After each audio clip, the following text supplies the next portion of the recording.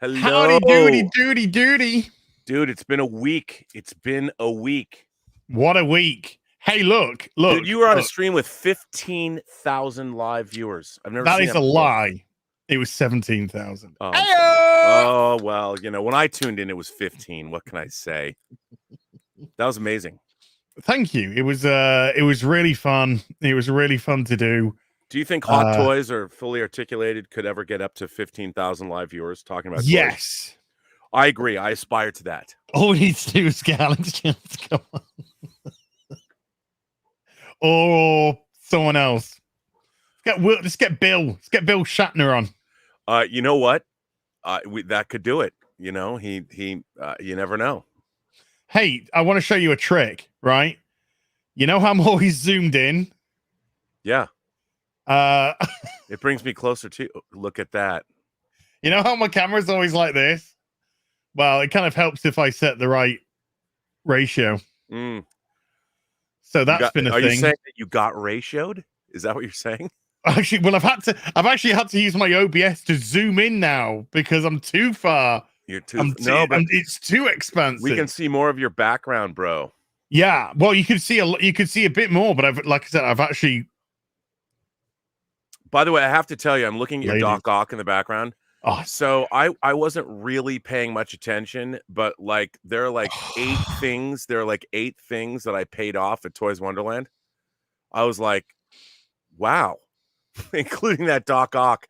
I mean, I just because you can buy your figures over time, and sometimes I've done that, and I didn't realize how many. Like Trinity, the Throne of Asgard, all kinds of stuff. The only thing I have off that I'm still paying off, believe it or not, is the Ecto 1. Wow, dude! I mean, that's a Toys Wonderland Sideshow. The pre-orders. I don't even want to admit how many pre-orders I have at Sideshow. We're not going to talk about that. No. Oh, we can't. I mean, do you know how many? Like, if someone said, if you had a psychiatrist, I can tell you how many pages they've got. I don't know how many pre-orders. I can tell you how many pages though. Well, yeah. Hey, have you got your Enterprise yet? Your Playmobil Enterprise? It releases in the UK on the 22nd. Because Martino Sumoni, who our benefactor, he has his. Yes, Martino emailed me with an image, huge image, I think 4K, 8K image, bro, and it looks. I mean, I'm excited. Me too. I'm excited, man. Me too. I mean, I couldn't believe that with Martino last week. It's a week ago today that I woke up to that absolute treat, and God, we're so lucky. We're so lucky. Because we're the guys that get stuff, and the audience is the people that have spent, they're the ones that spend money watching the stream buying shit. Yeah, first of all, we have to give our standard disclaimer. Please leave your wallets at home, or at least don't have your wallets or anything in the vicinity. Have them close to hand. I'm going to show a couple of things today, which I am wow. And the thing is, right? The thing which I'm really excited to show, which is actually had to go down here. I mean, it's nothing like what you're going to show, but the thing that I don't even know if I can show it, but I have it here. Okay, but the thing down here that I want to show is just going to pale. This is going to pale into insignificance when the Enterprise arrives. No, oh yeah. It's true. I got something that's really goofy to show. Fun stuff, and holy shit! Did Toys Wonderland release put up for pre-order today? Just the greatest 1 in 6 in the world. I've already bought it. I cannot wait. Don't say anything when you see it. I'm not going to say anything, but I'm going to bring it up I'm going to bring it up in a sec. And my heart just leapt for joy, and it was just such an immediate grab. Actually, dude, there's more than one thing here. Oh, there's more than one thing, and not the statues. There's a 1 in 6 though. Oh my! And let me just share this with the audience. Are you ready, audience? People are saying, I'm Patriot, I'm Patriot, I'm Patriot. No. Axel Foley, baby. Oh, dude, I'm so on this right now. Oh my God. But you know what? This is Beverly Hills Holy Cop shit. 2 Axel Foley. That's okay. This is Beverly Hills Cop 2. Yeah, I love it. This face sculpt, it has multiple face sculpts. 2 face sculpts. We've got a smiling face sculpt, and the regular one I think looks better than the smiling one. Yeah, but still, because I think he's got to have he's got to be like that really when he smiles. I think more than just a. Oh my! But yeah, we got the Beverly Hills Cop. We got the Detroit Lions. I don't know what you want to call it. I don't know what you call it. Just say jacket, because it's not a hoodie, which is fucking brilliant. We've got his badges on there with his gun, his watch, his ID. Dude, sunglasses. You and I have a huge love for Beverly Hills Cop 1 and 2. Dude. I mean, my love. Beverly Hills Cop's one of my favorite movies of the 80s. Mm-hmm. This figure is a must own. Yes. There was no hesitation. I saw the email. I ran straight to the site. I made the purchase. I'm sat here waiting for it to come April-ish of next year. But holy cow, I could not. This face sculpt looks so good. Yep. It looks so good. I don't know if they've got the lighting just perfect on this, and the pose. I mean, that is just. That's got to be the pose. Oh, dude, come on! It's great that the watch actually covers one of the ball joints, which is good as well. But the jacket, the jeans, the faded jeans, the white trainers, you can just see down there that we've got Axel Foley, just as Cop 2. But holy cow. Oh my God. I was so happy to see this. Wow. And he's got Levi's because that's the Levi red tab, isn't it? Yep. Oh, yeah. Oh, man. Because I was recently on the Drinker Show a few months ago now. Talking about Beverly Hills Cop 1. Talking about Beverly Hills Cop 1 because it's one of my favorite films of all time. I watched that show. I think Beverly Hills Cop is the movie I've watched the most in my life. Potentially. Stop. This is like the breast of a dog to scrub for the customer. It's not sexy, it's animal. It's not sexy, it's animal. I tweeted that out today. And have you ever sold one of these? I sold it yesterday to a collector. Oh, yeah. Get the fuck out of here.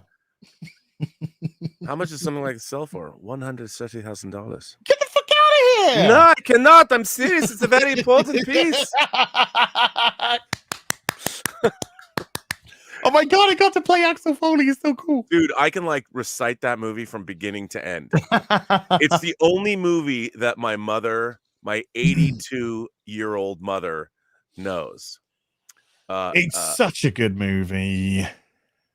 My mom's like, can you tell Victor that his friend Ramon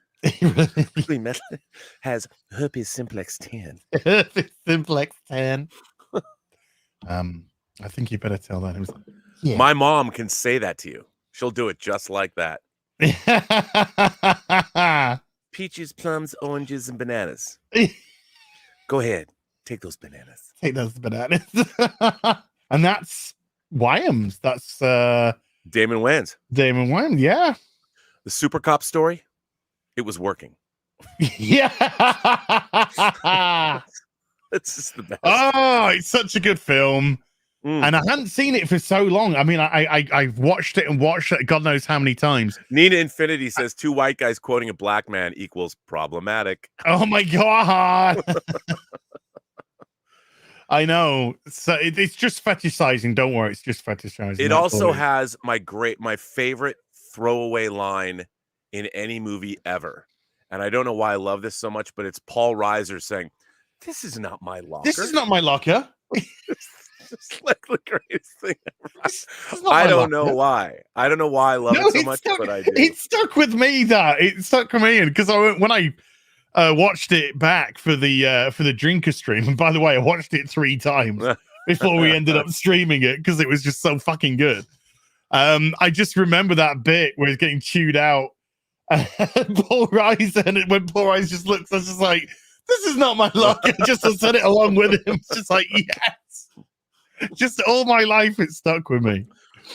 Oh, God, I love Beverly Hills Cop so much. And it starts with a legitimately great action sequence.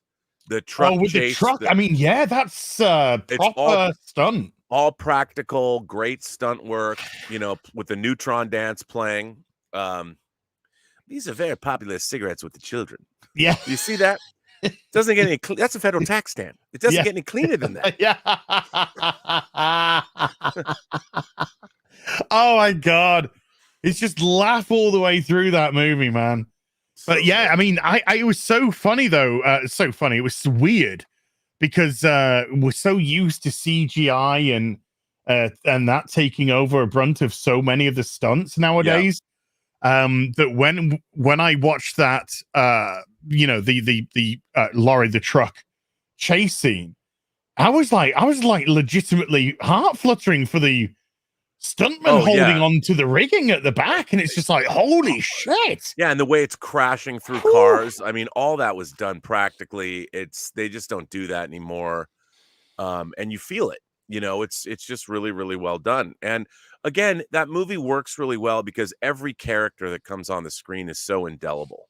You know, I miss that. I miss that kind of writing. I miss when actors create these characters that from the get, you know exactly who they are. And I mean, everybody from Ronnie Cox as Lieutenant Bogomil to I mean, Victor Maitland. Come on. I mean, he played Ronnie Cox. I mean, he plays it so earnestly. So earnestly. So and Taggart, of course, and nice punch you got there. Yeah, nice punch. Can you say Mr. Ahmed Foley? Is it Axel? Ahmed Foley's here to see her. He's an old acquaintance. I mean, Bronson Pinchot is so good in that role. Oh, he's just a Serge. Yeah, I never understood like when he plays. He's in True Romance. He plays Lee Donowitz's assistant. You know, who brings Christian Slater to him. He was a great character actor that I don't understand why he's not in every movie. He you know, playing Serge and playing that he's great. Oh, someone has to bring up Beverly Hills Cop 3. Well, somebody said Beverly Hills Cop 3 is good. I did see that. No, doesn't hold up. No, first two, absolutely. But I mean, that first one to me, it has such a, and it's so. I mean, it's not weird. Again, I have to say that I try and say the word weird. I think I say weird because everything today is so sanitized. But the tone of Beverly Hills Cop is so good. Yeah, because you are legitimately involved in a murder and a thriller, and yet it's a comedy. Yeah. And yet the tone does not in any way suffer. It's a very consistent tone, and that's because you have straight guys, and then you have the comedy guy. You know, and even Axel goes straight in specific periods, and they just know exactly when to have the comedy and when not to have the comedy. Yeah, no, I agree, and you know, it's there's a tightrope of tone going on, because when the actual criminal activity happens, it's hard hitting. You know, it's not the action is not comedic. It doesn't suddenly go into some kind of Keystone Cops slapstick. It really has weight and gravitas, and you could die. People are going to die in this, and it's really, you know, who else is in that movie is Jonathan Banks, who is Mike Armitage in Mike in Better Call Saul, and I'm a huge fan of his. I love the TV series Wise Guy that he was in after that. And it's a wonderful film, and the Blu-ray, it's never looked better, because the Blu-ray is terrible, but the 4K that came out recently is better. I mean, it's still, you know, shot on film in the 80s, and it wasn't considered a big budget movie, so it doesn't have that slick look to it. But that new 4K, man, is really nice. Do you think I'm a nasty Tom, girl? check your DMs, man. Check your DMs in Twitter. What I was going to say, you said something about, what did you just say? Tom from Midnight's Edge is like sending the No, link. no, no. Yeah, I know. I've sent it. I've sent it. Oh, go to Toys Wonderland. No, you were saying something about Beverly Hills Cop, which I wanted to respond to. Oh, yeah. I know. At the beginning, that assassination by Jonathan Banks is brutal. It's brutal. I mean, and this is a comedy. This is a comedy. And you have this little. This is what I just don't get with modern day films, right?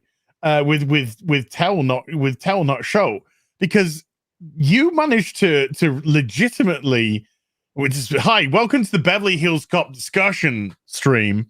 You legitimately had him meet up with his friend that he hadn't seen for goodness knows how many years, and you believed their relationship. Right. When they went out and when they rebonded with each other, you believed their relationship. And so James Russo in that part.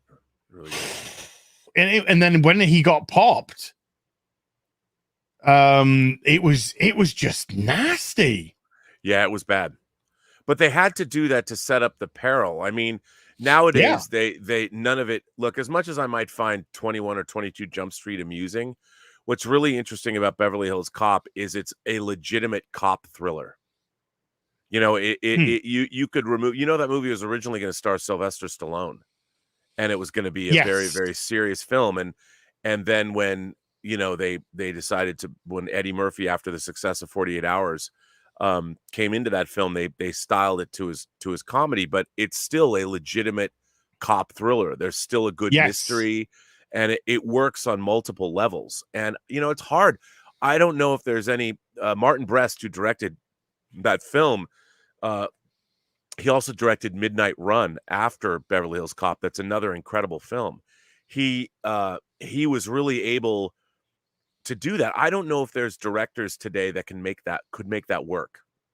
It's either comedic or it's action filled or it's too quippy and the comedy overshadows the action. It's hard, but that film legitimately does not ever. It never breaks its own. It doesn't really break the fourth wall, but like you said, the comedy works because it's derived out of Axel Foley's character. Yes, the comedy's not forced. The comedy happens because of the events of the film. That's right, and that's why the comedy is so good in the film, because it's not. And I don't mean it in a disrespectful way. It's not like, oh, this is where we have the quip in the Marvel films. This is where we have the gags in the Marvel films. No, whatever the events of what happens in the film precipitates the joke which comes out. Yeah. So Axel Foley's not.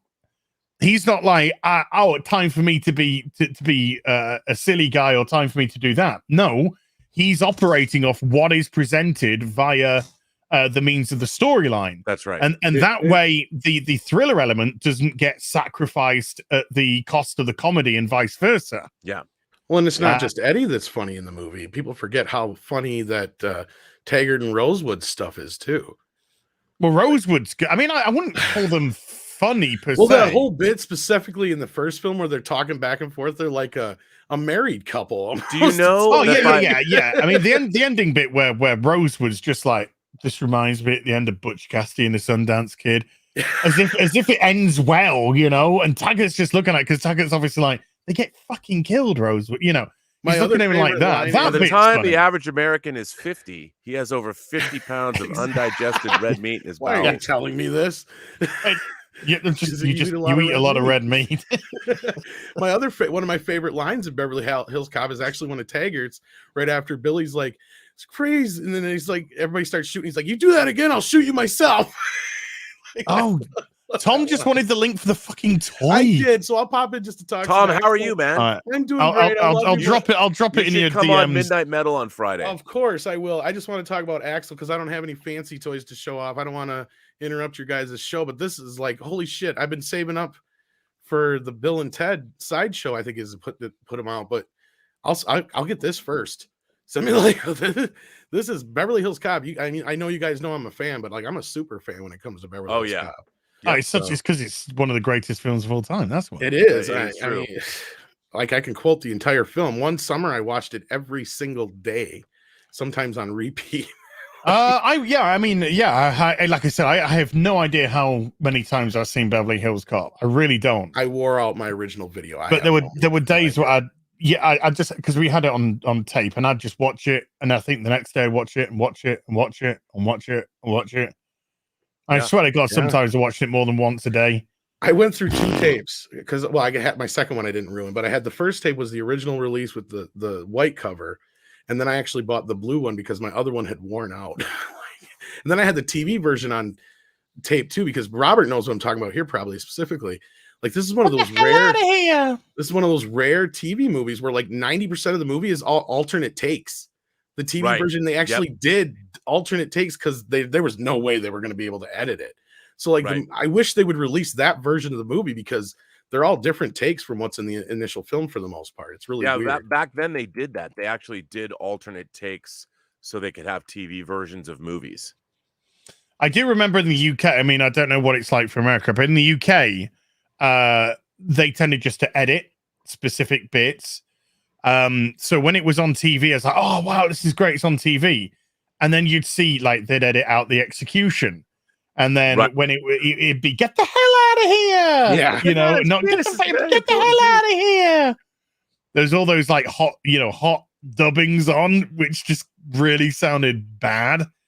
So it's like, no, I need to have the OG of the movie. So I used to go down to the local video store and just rent. You know, you just rent and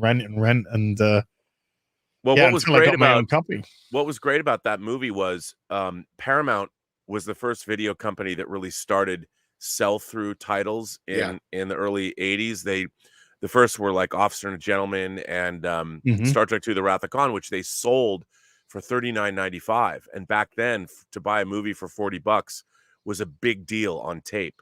And they continued that tradition with Raiders of the Lost Ark. And then in '84, you were able to get I think Popeye was another one of those. Temple of Doom and well, we had a Beverly Hills Betamax, as you would say, Betamax, we would say, and we purchased Raiders of the Lost Ark. Yep, and it cost £80. Oh, see, you guys. My first Paramount one was, and this is Popeye. What 80? We're buying it in '84, probably around about there. So it was £80 to buy the Betamax version of Raiders of the Lost Ark. They were very. I mean, I don't know what if you took inflation into consideration, how much that would be now. Probably about 250 quid, 300 quid. It's crazy. What Robert's talking about is like initially when they would bring it out, they had the prices were so astronomical because the studios were afraid of so many like different variable things. So like it wasn't until Disney and Paramount tested the waters with the lower priced titles, and Disney was so worried about it they wouldn't even put out any of their animated films at all. It was only like Pete's Dragon and Mary Poppins and a couple other titles, I think. Yep, and they were still re-releasing their. We're so on a different stream right now. Pinocchio was. What are we talking about? But going back to Beverly Hills Cop, I mean, people forget how big the original film was. I mean, it was huge. Even though '84 was jam-packed with some of the biggest movies of the '80s, including Ghostbusters, Gremlins, just to name a couple, Beverly Hills Cop was still the highest grossing film of that year. People forget that. Like, and it played all the way through '85. I don't even think it came to video till late '85. Probably not. Yeah. But no, I hope. How much is this thing? Because I want it. This is not bad actually. No, these Hong Kong. When you buy them in Hong Kong, it's the shipping that kills you to America. Right, so that works out that's Hong Kong dollars, by the way. So that's 138 Hong Kong dollars, which is 138 pounds. Okay. Because you take off that zero. So 138 pounds would equate to probably about $170, $175. That's not bad at all then. Nope. No. Then you got delivery on top. And there's no import fees for us in the UK because Australia are part of the Commonwealth. But what an item, man. And I am I'm so happy. I'm so happy. I know. So I've sent you the link to your DM. No, I appreciate it, and I'll bow out of here because again, I don't want to take away from the show like like Robert said, it just turned into a totally different program, and that's my fault. So That's okay. No, it's not, because we No, started. we were this. talking about it You were already. just helping us out. but no, I don't want to. I don't have any fancy toys to show. The fanciest things I've got are not even close to what you guys have. So I'm trying to get there. You guys are making me wanting to buy some hot toys. I've been looking at some, so definitely going to get this one. That's for sure. So maybe you'll have me back when I get it and I can show it off. Maybe. But I don't want to bother you guys anymore. I do love you both, and I'm so glad that you guys did this show together. It's awesome, and I did not mean for to send me the link, as I appreciate it, and I love you. It's just me reading, not. No, I know. I was like, fine, oh shit! fine, I should have fine. said the link to the toy. I was like, duh. I didn't want you to think I was like demanding a link to get on your channel, though. That was It's fine, no. Tom. But I love you both, and I hope to talk to you again soon. I'll get off here so you guys can get back to showing off some toys. I'll be in the audience. So okay, see you later, dude. Yeah. So what? That was a heck of a start. Great start. Yeah. Wow. That is when something like that comes, dude. When Axel Foley comes up, that's for us. You know that is totes for us, man. They made it for us. I'm gonna have Axel Foley in Raccoon City shooting zombies. There you go. There you go. I'm gonna read a couple of super duperies because the some actually stack up. So then I'm gonna show. I got some beauties to show. And so have you. Norwegian Kryptonian with the 55 Norwegian says, sorry, I won't be able to attend tonight's show as I have premiere tickets for June. Hope I can be excused. You Europeans, I'm so tired of this. You Europeans get to see No Time to Die and Dune before us poor Americans. I can probably guarantee you'll see No Time to Die before I do, because I couldn't give a shit. Come on, dude. Come on, man. Aren't you a James Bond fan? Love James Bond. Can't stand Phoebe Waller-Bridge. Can't stand this whole fucking storyline by the sounds of it. I don't know. I've heard that this movie's incredible. I've heard it's incredible. But I understand. I know. I can't help it. I can't, even to me, even a bad Bond movie is like, it's like pizza. Even bad pizza is good. Depends if it's got anchovies on. I don't like anchovies. Exactly. Yeah, that's true. Well salty.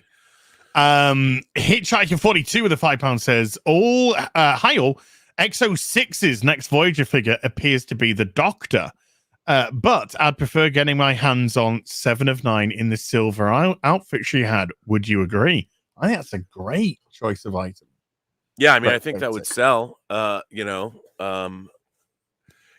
you order Janeway? Did you pre-order Janeway? Yeah, I did too. Now, I paid for my Picard. Did you get your Picard? Because they said Picard was shipping. Then they said it's been delayed or something. It said I didn't see a delay. I paid for it, and it said it's shipping. Mine's shipping. Yeah, I don't know. But that's the last I heard. I pre-ordered Janeway, and then of course we talked about last week how they're now doing Discovery toys, which it'll be very interesting to see if anyone's going to spend. I mean, there's gonna be some people that'll buy Discovery toys, but I mean, no, they won't. I won't be one of them. But no, they won't. They'll be absolutely knackle. Okay, update. Oh, here we go. Update on Picard shipping. Captain Picard is beginning to ship for those who have already paid, spelled incorrectly, Piad, for the remaining balance on Picard. Your order has shipped. So apparently my order has shipped. Mine has not. I mean, I don't know how long. And when was this? This was the 2nd of September. So that's 2 weeks ago, and it hasn't arrived. Mine hasn't arrived either.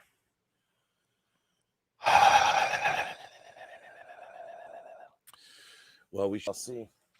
We shall see. What I did get was an email from Jazz Inc. today saying we're about to prepare shipping for the Scavenger. If you are in batch 1, we've made some changes based off feedback, which was great. If you're in batch 1, if you need to pay the remainder before the 1st of October, otherwise you'll move into batch 2. and I was in, and it says your batch, and it says I'm in batch 1. Wow. And I was on a 6-month plan for it because I didn't think it would come out on time. So I was on a 6-month plan. So I paid 4 months worth of scavenger today to make sure that I get. I think it's starting to ship in December. Right. But still, I want to get that scavenger as soon as it comes out because that's going to go with my Spidey. Oh yeah. Which is great. Hey, I'll do a couple more supers and then we'll get to a little bit of showing and then we'll return to the supers later as we normally do.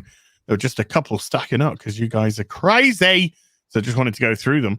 Aaron T with a £5 super sticker of how's it going? It's going good, dude. And Athenan with $100 super chat. Hail Az and Robert. Have a great stream and keep up the good content. What? Toys. Athena, thank you so much, dude. And Athena dropped 100 yesterday on the Real BBC. So, dude, thank you so much. Incredible support. Do you want to show your thing first? Because you got a big one. No, but I got something that I want to open that is silly. Okay. Something very silly. And this is truly an unboxing because I just got it.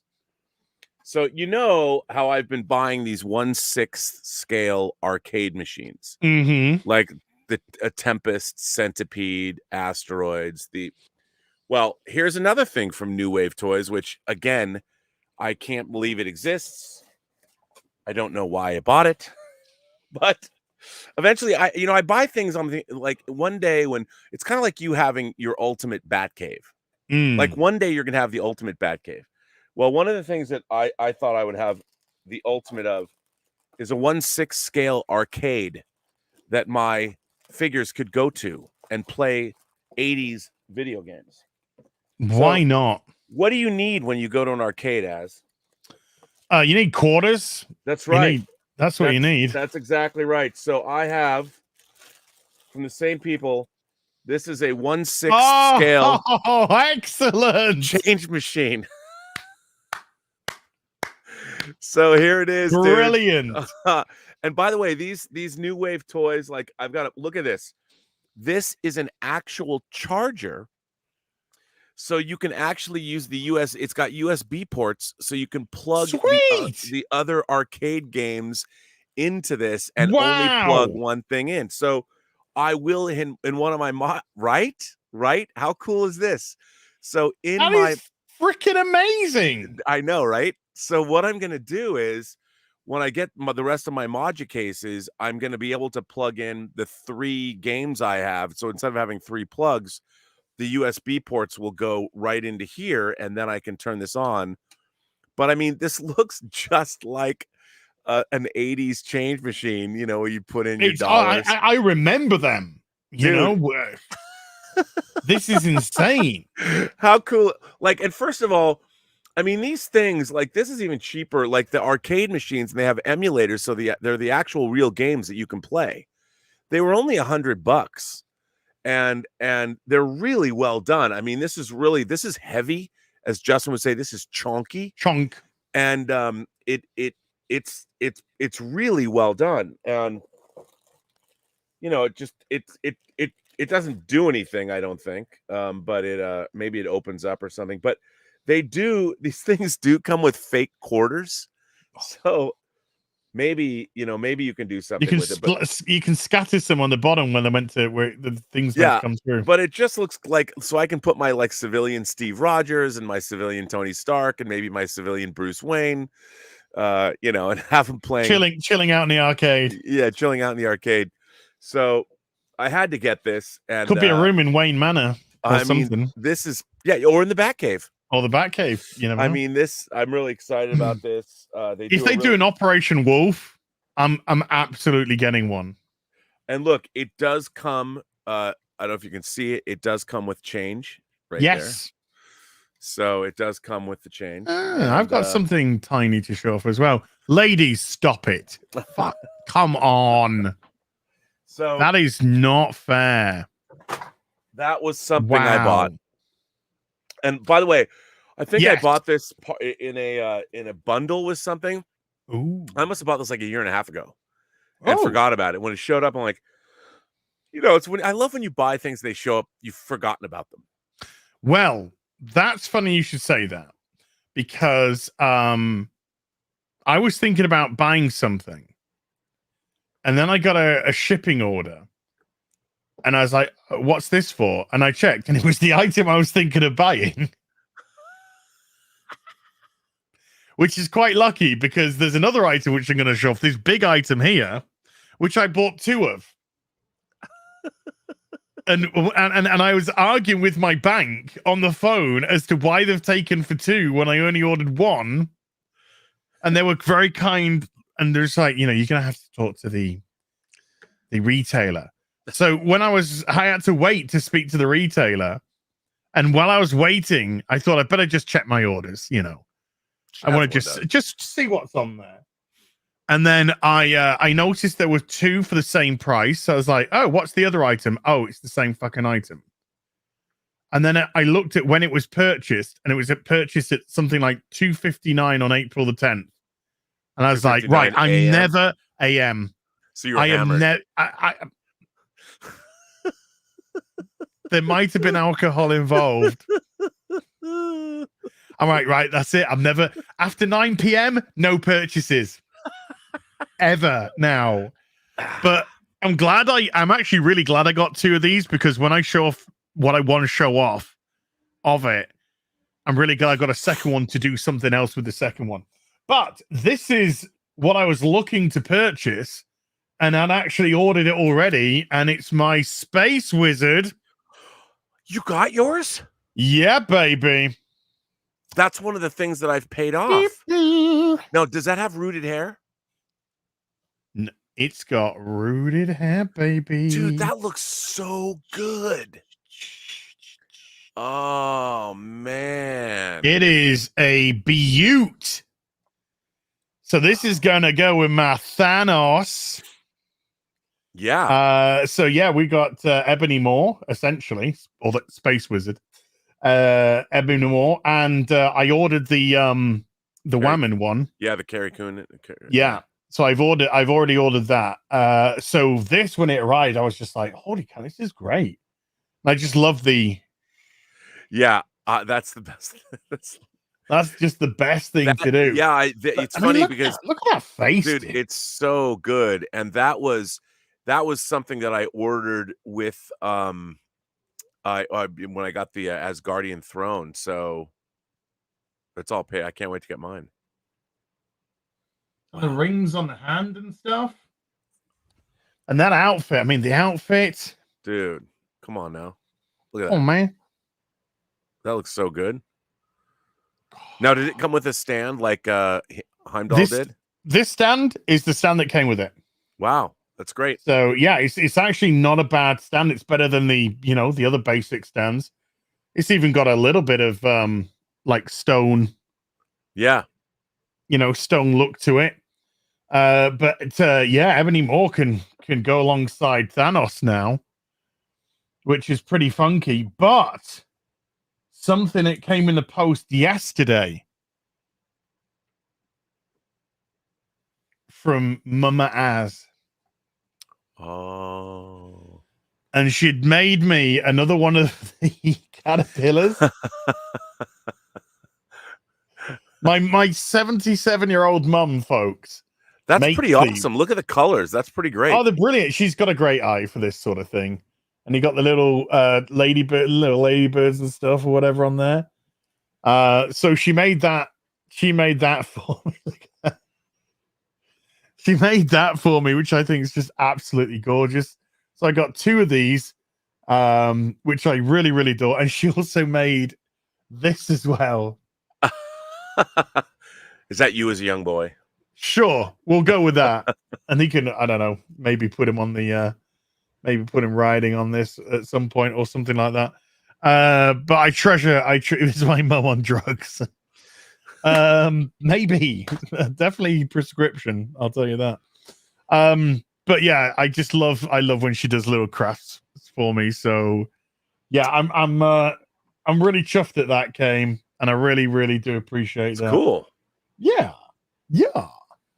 But there's been some damn dude. There has been some really interesting. Let's jump to somewhere else. There has been some real interesting stuff. Yeah. Which is made available.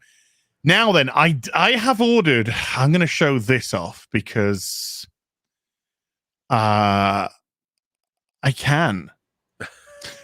I think that's the answer. Now then, let's jump to Metzko,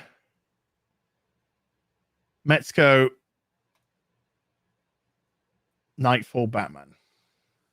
Ooh, that's their 1/12 scale line? Yeah. No, it's just the 1/12 scale. That's but awesome. I've already got one of these ordered, but from some not dodgy site, but from some, some site somewhere in America that sometimes panic me that I might not get my shit. So I saw it on Sideshow and went to reserve it, and it was just like, no, sorry, waitlist only. And then this morning when I woke up, I had lots of emails. When I woke up this morning, it said, "Hey, you got an opportunity to pick up your reservation here." So I was like, "Oh yeah!" So I've jumped on. So if I get two, don't care. I will happily have two of these. So just kind of going through it, yeah, you get the Jean-Paul Valley face as well. Right. Yeah. So the way the cape poke, I knocked the little dude off. The way the cape poses and he can hold his helmet and stuff is really, really cool. Yep. And because look at the amount of articulation is just outstanding. So yeah, very, very excited to have got that, because I'll pick up anything that's Azrael Batman. Oh yeah. But that was just a little thing. Let me jump onto some what toys though, because there's been some interesting stuff. Now then, let's jump to. Now I've got to show this off. I mean, more for your benefit than mine, because I ain't picking this up. But we'll share it with us because the chat might want to. We have Agent Captain Carter. Now, I would pick up the Hydra Buster. Right. I would pick that up because I think that's really cool. But Captain Carter, are you going to get the captain of the Carterings? I think so. Here's my only reservation. It's a man. Is that the reservation? No, I just, one of the things that I really loved about when Sideshow started making figures from the Clone Wars animated series was they made them look real. Yes. And there was this idea that even though the Clone Wars was an animated show, it was still in universe. It was still in the Star Wars universe. So they made the characters look compatible to the rest of all the other 12-inch figures that had been released. Now, I love Hot Toys figures. I like the design of this figure, but I don't like the fact that it looks animated. I wish they had, if they're going to do this, and I get it, they want to make it look like it comes from What If, but seriously, if you think about it, even though it's a multiverse story, the characters, even though the show's animated, it would still look real. I'm surprised that they didn't, I would love to have seen a Haley Atwell face sculpt, as Agent Carter, and make it look like it fits with all of the other Hot Toys figures and not make it look animated. You know what I mean? I do know what you mean. Because I look, I loved the What If comic series when I was a kid. I loved the series. And the problem is, if you get this figure, it doesn't, if you display it or even do if you do a bunch of displays from the What If show, they have to kind of be unto themselves. I mean, I like the idea, as a kid, when I was growing up reading comics, one of my favorite things, Justice League was my favorite team comic. And I loved it every year when the Justice League and the Justice Society from Earth 2 that was 30 years behind the Justice League would team up together. And you could put all the crazy characters, the Golden Age characters together. Well, if you're going to get what if characters and Hot Toys what if characters, and if you like the characters, you'd want to have them displayed with the pantheon of other figures, depending on how you want to do it. And just for me personally, I can't, like, this character looks like it's an action figure as opposed to a Hot Toy figure. Yeah, you can't. Yeah, you can't do a multiverse diorama or theme because they're going to stand out because of the way that they look animated comparative to your other characters, which look realistic. Right. I mean, the weird thing is, and I'm not trying to be contrarian, I promise you. No, I actually am not. I don't mind that they've gone animated on it. It's a man. That is a male body. Well, it's a male body that's been used, and we've even taken the head off and put heads on, and it's a man, and it's a man. I just didn't like the design of the character. Hayley Atwell is a very beautiful woman, and they tried everything they possibly could to defeminize her, as things are nowadays. Must defeminize. No, I'm not going to say that. Get myself into trouble. Must defeminize women. But everything else is okay if you want to grind drag queens in front of your children. That's absolutely perfectly fine, apparently.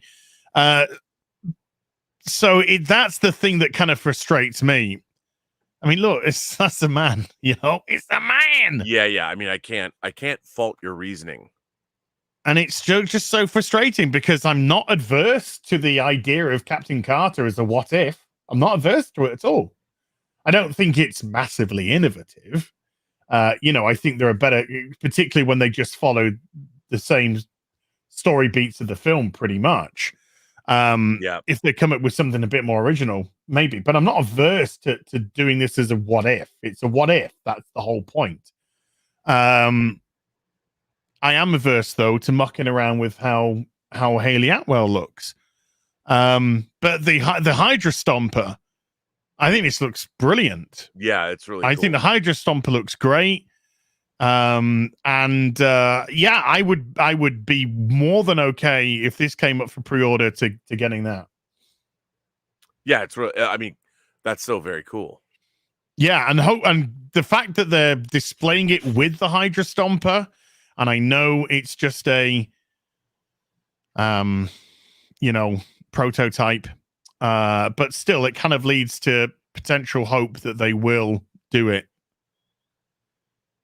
But that's a man. That's a man. And it's a shame because women and men are different unless you like the woman. So that's frustrating. That to me is frustrating because I think it would have been a cool figure to have if it actually looked like a woman. But and I would, like I said, I totally would have been up for it. I mean, it hits multiple beats for me. Number one, big fan of Hayley Atwell. I think she's gorgeous. Yeah. Number two, Britain. It's got the Union Jack on it and stuff. Well, Union flag technically, but it's got the Union Jack on it. Yada yada yada. So it hits notes. Yeah, I know it's cool. I mean, the design of the outfit's cool enough, but whatever. But I gotta show these off because this is going to be shipping soon, and I think these look absolutely amazing. Well, this is going to be shipping soon. The other part is not. The other part's going to be shipping a year and change away. But yeah, the Marty McFly plus Einstein is going to be shipping soon. But this looks great. It looks absolutely fantastic. Oh, my lordy. Agreed. It's beautiful. So I've absolutely snapped this up. You got it. And the fact that it comes with Einstein, too. Now, do you think Yeah, the one thing I doc- never got that I wanted to get was the DeLorean? You think they're going to reissue the DeLorean? Well, I mean, if they don't, I know a guy who would probably think, this isn't a bad idea. Can I tell you something? I admitted this on Sure. another stream. So I get an email from Jazz Inc. Mm-hmm. and they tell me that I have a lingering payment that I have not made on my land speeder. Oh, And I'm like, I already got my land speeder. you got your land speeder. It turns out somehow I had ordered 2. And not only had I ordered 2, I'd made 3 of the 4 payments on the second one. Because when you're looking, I just assume it says land speeder, and I'm just clicking and making the payments. When you get the money in, they send you the invoice, you make those payments. Yeah. And I'm like, second land speeder. I'm like, how did that happen? So I'm like, I was embarrassed. I was like, look, just please apply those. Please apply those to the whatever I've got left on the Batman 66 Batmobile and the snow speeder. Just put them that. It's fine. Whoopsies. Does he now have another land speeder then? Oh, were they sold out? I don't know. Oh yeah, so Jazz Inc. yes has another Luke Skywalker's land speeder available, and it's great. I mean, this looks so good. So good. Yeah. Hey. Oh, and there's the DeLorean. Well, that's it. I mean, like, you got to reissue that DeLorean, bro, because I need one. You got to. Come on. Mm-hmm. Come on, Hot Toys. I was going to Hot Toys them. No, Hot Toys. Regular Hot Toys. You got to. You can't leave us high and dry like this. Come on. But the other figure is Doc, and Doc is not shipping until January of 2023. Yeah. So we got a times to wait, but I don't have time to wait because I'm going to show off my next little piece. Now then, this next little piece is hey, by the way, if you follow me on Instagram, you get little sneaks. You get little sneak previews of stuff that I've got that I'm going to show off. But I need justice for this person, and it's not Britney Spears. I need justice for this person. So I have bought this character.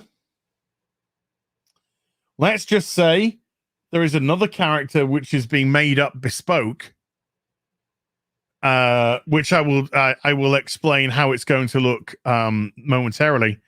But the next one I got was Joel, or this one's actually called Survivor Joe. Survivor Joe, yeah. Survivor Joe, but this is Joel, basically from The Last of Us Part 2. And I mean, this, by the way, this figure is fucking amazing. It is beautiful. That is a great figure. Did you get that from Toys Wonderland? I got this from Toys Wonderland, yeah, and it shipped immediately. I mean, it's kind of got almost, this has got like an almost suede feel to it. The jeans look brilliant. The boots look amazing. And instead of having, proper laces, we've actually got molded laces, which I really do appreciate. Thank you. Yeah. I've got a couple of the equipment pieces on because it's got a ton. I've tied the shotgun to the rucksack that you get with it, and I've put the revolver pistol in one of the side, and you get a Molotov, you get a machete, you get a shiv, you get a coffee mug, you get a guitar, a 1-in-6 guitar. So this is alternative universe, Joel, and what's been made up is a bespoke Abby. Now, there's certain parts of Abby which are missing, namely her fucking head, because it's going to have a golf club right through it. So, yeah, we're going to have a smashed face with a golf club in it. and a Thyssen man's body, and there's Abby for you. So yeah, in this alternative universe, Abby got fucking smashed by Joel. But this is, look at that face sculpt. That is insane. That's a pretty great face sculpt. That is really, really insane for how the character actually looks. And the beauty is, not a single solitary penny goes to fuck Naughty Dog. So ain't that just a shame? Yeah. The company which tried to pull my channel down last year and have my channel removed because of their shitty game. So yes, looking forward to that being done. Because time, my God, time is. Oh, we talked a lot of Beverly Hills Cop. Now this is the penultimate item I'm going to show.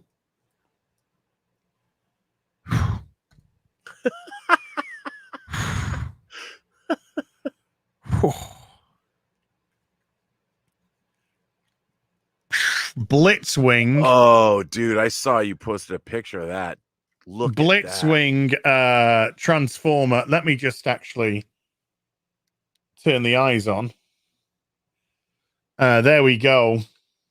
So this is Blitzwing from the Bumblebee. Now, who makes this? This is 3. It's 3A. Is it 3A? No, not 3A. This. Hold on. I want to get this right. It's leg bent. It's very it's fully articulated. But this is like. Blitzwing. I said I know what that's like. Oh yeah. So I put because you got multiple things. You can put just a regular arm, and I actually put the gun arm on. And then his hand just looking a little bit menacing. You actually put some of the pieces on yourself. Which just add to it because of the way that like little fins like this at the back, but they move based off. No, it's the it's the Starscream color, and that was actually intended because they couldn't put Starscream into the movie because Starscream doesn't arrive on Earth till later because this is still. Canonically in the same universe. So they couldn't do that, but they wanted to obviously put a character like Starscream in. So they brought in Blitzwing instead and gave him the Starscream color scheme.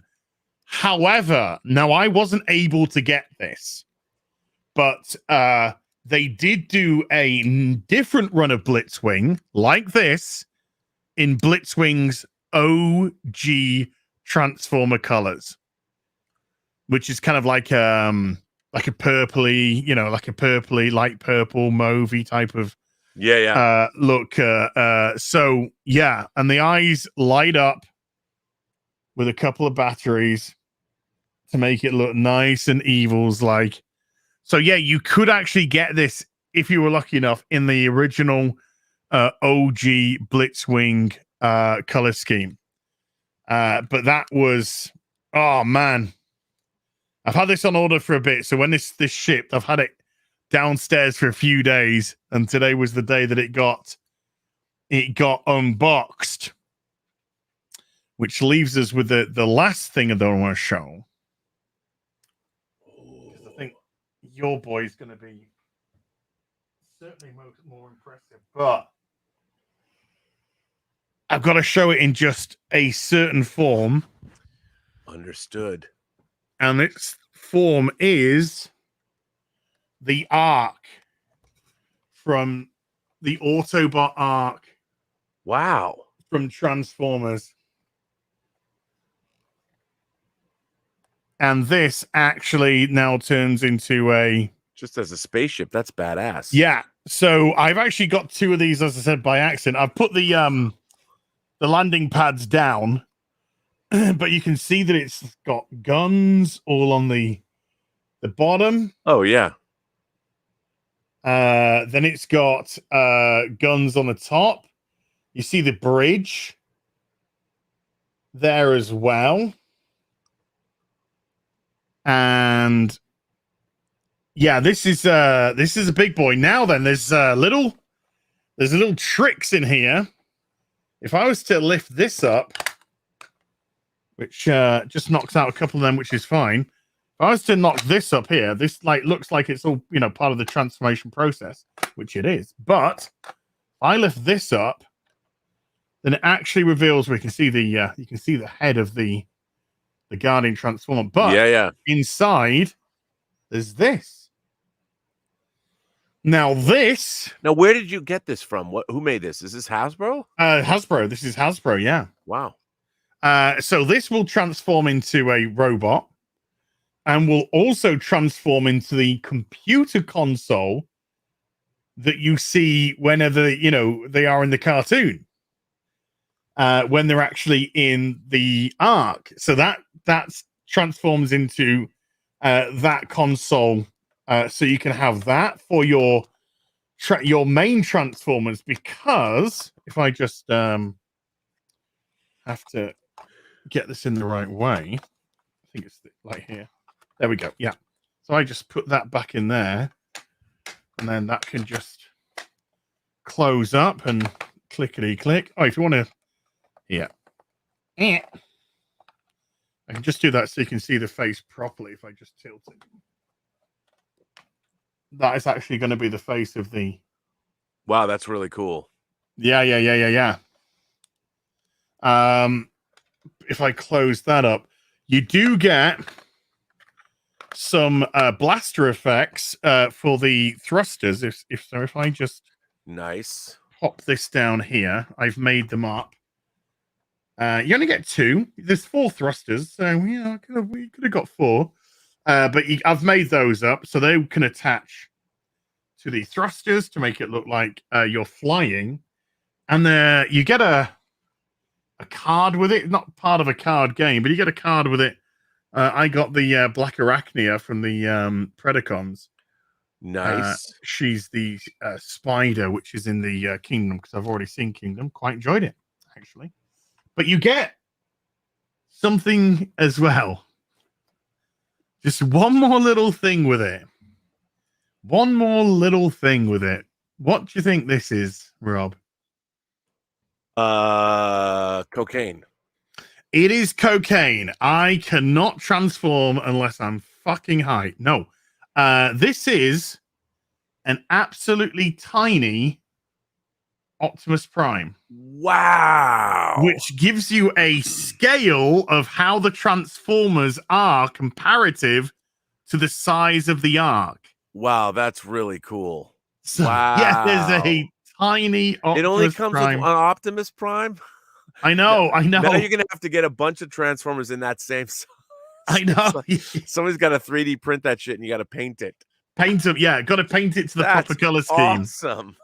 So yeah, it gives you a good idea of the proper scale. But I don't even think it's the proper scale, because looking at the bridge, you know, I don't think it would be way too big for the bridge by the looks of it. But he could definitely fit in that part down there. So I'm just gonna fit, because to open up you had to knock a couple of fins off the side.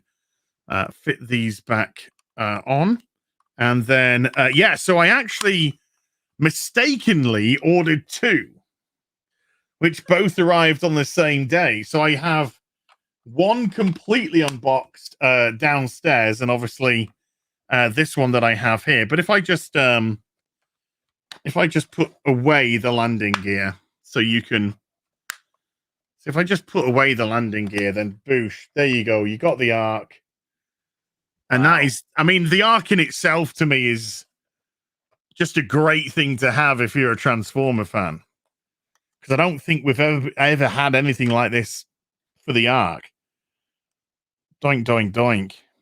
Dude, that's so cool. No thrust, you know. Oh, and it's got Now, yeah, where did we first see this? Where did the Ark first appear? Well, the Ark first appeared in the cartoon. No, I know, but like right in the beginning, or like did it come later? Oh, what in the Netflix? Is it Gen 1? Oh, it was Gen 1. Yeah. Okay. Yeah, the Ark was. This is the Ark that the the Transformers crashed on Earth on. Whenever you Got watch the 80s cartoon, you'll see it stuck in a mountain place, and all you see is this. Like, that's what you see. So it's quite it's actually the back of it, which is more iconic, really, than the rest of it, because that's the bit that you always used to see in the cartoon, is it's smashed into the mountain like that. Of course. So yeah, it was the very, very first episode of the Transformers.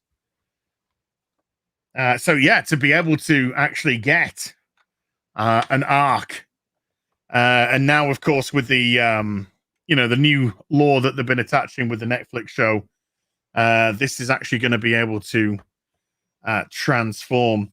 Will we be able to get the Nemesis too? Nemesis Prime.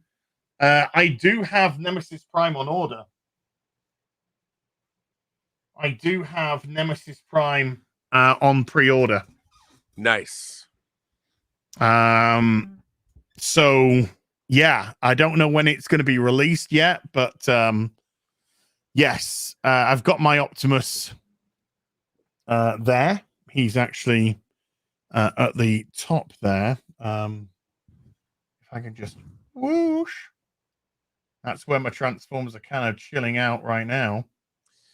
What a grouping that is, too. How cool do those look? Oh, yeah, man.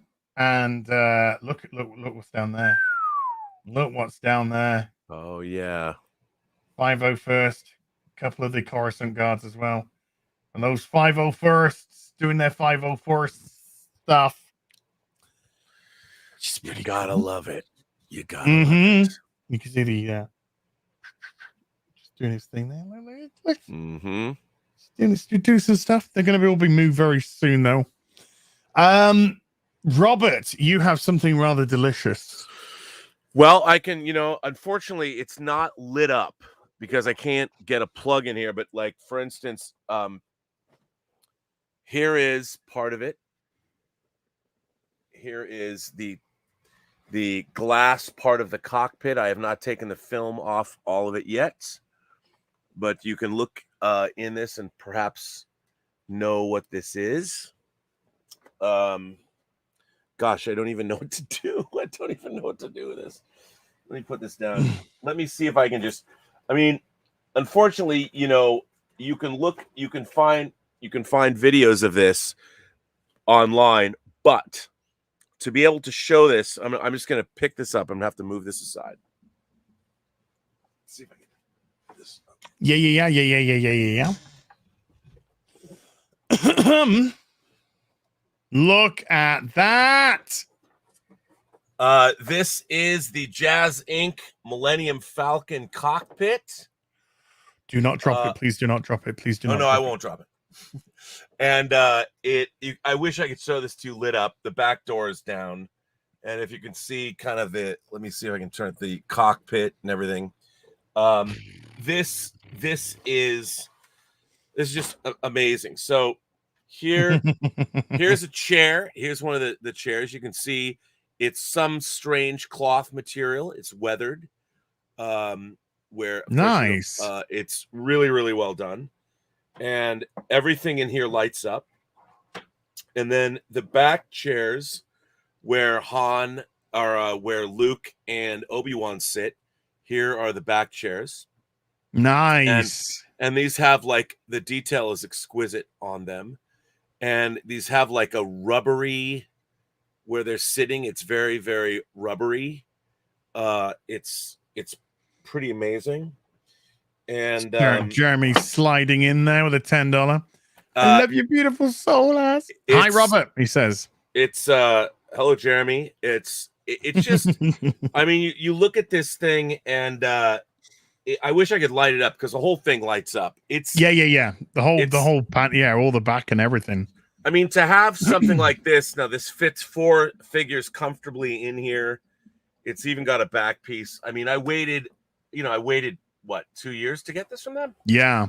But if you look at it, it's just so well done. And it comes with this remote. And this remote, every time you press this, it has sound effects and dialogue. Oh, okay. And there's a speaker that's built into the base. So there is a base that this is sitting on, and it sounds pretty loud too. The speakers in the base, so is the power supply, and you know, it will fit comfortably 4 Hot Toys Star Wars figures in here, and it is you know, it's amazing. What can I say? I mean, it's even really cool. They've got like detail where they add, like, here's the actual steering wheel for the Millennium Falcon that you don't really see very often. Okay, yeah. So, and it's got different Has it had the compressor bypassed? Well, yeah, you know, I guess it certainly does. But when this lights up, I made a video of this that you can see on my. It's on. Yes, yeah, I've seen it. Where there's very excited Mr. Burnett and that. Yes, it lights up, and it's just amazing. And in terms of having a like, if I was a kid, I mean, it really is like having a 1/6 scale. This is basically what the set. This when they had the Millennium Falcon, they did have the full size Falcon. At one point, but this is like the set where they shot. Like, if you wanted to, you could make all kinds of crazy movies with this, because you can put a green screen in front of it. You can actually stick a camera in the back. Because there is a door. Like, for instance, here is the door. This is actually really, really cool. So here's the door with its detail on it. You can see how it's all like weathered. Yeah. You know, and they got both sides. Now there is a magnet on the bottom of this. So when you put it in the back, the magnet holds it really, really sturdily in the back. So and there's detail in the back as well. But don't drop it, please. God. No, I won't. But as you can see, this sucker is huge, and the back of it all lights up. It's really well done, and it's certainly something that any Star Wars fan. I mean, I don't know where I'm going to put it in here, frankly, but. It's quite amazing, sir. And I love it so much. It was worth it. It's clearly you know, it's one of the great action figure. It's one of the great action figure accessories of all time. So it's beautiful, man. It is absolutely beautiful. It's so big. I couldn't believe the size when you did your video. Oh, this thing is, and it's gigantic. And what I'm going to do, I mean, we should theoretically, you know, because we know what a 1/6, but your brain doesn't quite calculate. No, what's really interesting, I mean, I would say this thing is probably, it's got to be, I don't know, 2.5 feet maybe long, and I got to take off. It comes with this film on the that I haven't quite taken all off of here, that I've got to figure out how to get it off. But Jazz Inc. is, you know, there's some people that have criticized, like, there's some exposed screws and it doesn't, like, it could have lit up more. Sure. And it's like, well, I guess so, but I mean, for what it is, and the fact that it was made by a father and son in the Netherlands, and they've spent so much time, it's an amazing piece to have. And, you know, it's like everything else Jazz Inc. makes. I mean, have you opened your Justice Mobile yet? Not yet. Not until everything's totally cleared out. And yeah, and you've got, what's amazing is I think having these set pieces and the stuff that Jazz Inc. Like, I'm a guy, I bought a lot of what they used to call garage kits. Yeah. Like model kits that were unlicensed, that were built by people in their garage, you know, and they were made for fans, and whether they were action figures or these are like the ultimate examples of that. Now they're actually officially licensed if you're going to get the Batman stuff. They've just done a great job, and I don't think there's anybody else that's going to be doing this kind of stuff. And it certainly adds to whatever Hot Toys figures you have. If you have 12-inch figures, if you want to add to that display, it just gives it there's such presence. People walk in, they're like, wow, that's really cool, you know. And I mean, you have to be like, I've loved miniatures my whole life. Yeah. And, you know, I love play sets, and I grew up with action figures since I was a little kid. And to see something like this for 6 scale figures, I mean, because I played for hours and hours with my action figures. If I was like 8 and I had something like this, I mean, I don't know why an 8-year-old would have Hot Toys figures. But if I did, I would never have stopped playing with this thing. Just turning 8-year-old. Going on adventures. It's amazing. Oh, it would. We didn't have these type of figures as kids. No. And I'm not saying even if they were around, we'd be able to afford them. However, if you were fortunate enough to have parents that were able to get you something like the Millennium Falcon cockpit as a kid and the figures to go inside of it, which obviously is going to be a pretty penny. But let's just say you were fortunate enough to have that. The fuel for your imagination would be insane. Oh, yeah. I mean, and I was the kind of guy, I don't know if you did this, but when I was a kid, I would have play out these scenarios in my head that were full stories from beginning to end. Sure. And in order to play them, like I would start out like in my bedroom, and I would have to get down into like as far away from my bedroom would be like the end of our dining room off of our kitchen. And I would have stops along the way. So whatever scenario I had in my mind, I would do they'd have all this dialogue, and I'd have to fight my way to one end of the house, and I would set up with my toys, like, here's an outpost. There's different things, and that something else would happen there. And in my mind, I'd play out all of these adventures. And it would take that long. I mean, when I was a kid, let's say early teens, we're still like 10, 11, 12. We're playing, we're playing Star Wars still all the time. Yeah. And like my friends used to love to play with me because I was always creating these stories. Yep. And so they would like to come around and they bring the figures, and then I'd just be like riffing this story off the top of my head. And I do recall a very sad story with the Rancor monster, which was very tragic indeed. But it's just like, as a kid, I was just like, this is so cool, Well, yeah, and I think that's why we're attracted to films and television and stories and comics and books and all that, because we were immersed in it and we get value from it.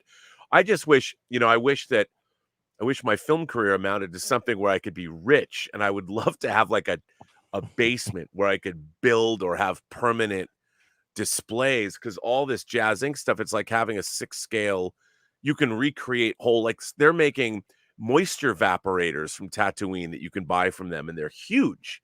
And it would be really cool to like get like real sand or something and make a display with a giant painted backdrop and have sand people and just have a Tatooine thing, Well, we used to have a tiny pond in our front when I was a kid, the house that I basically grew up in.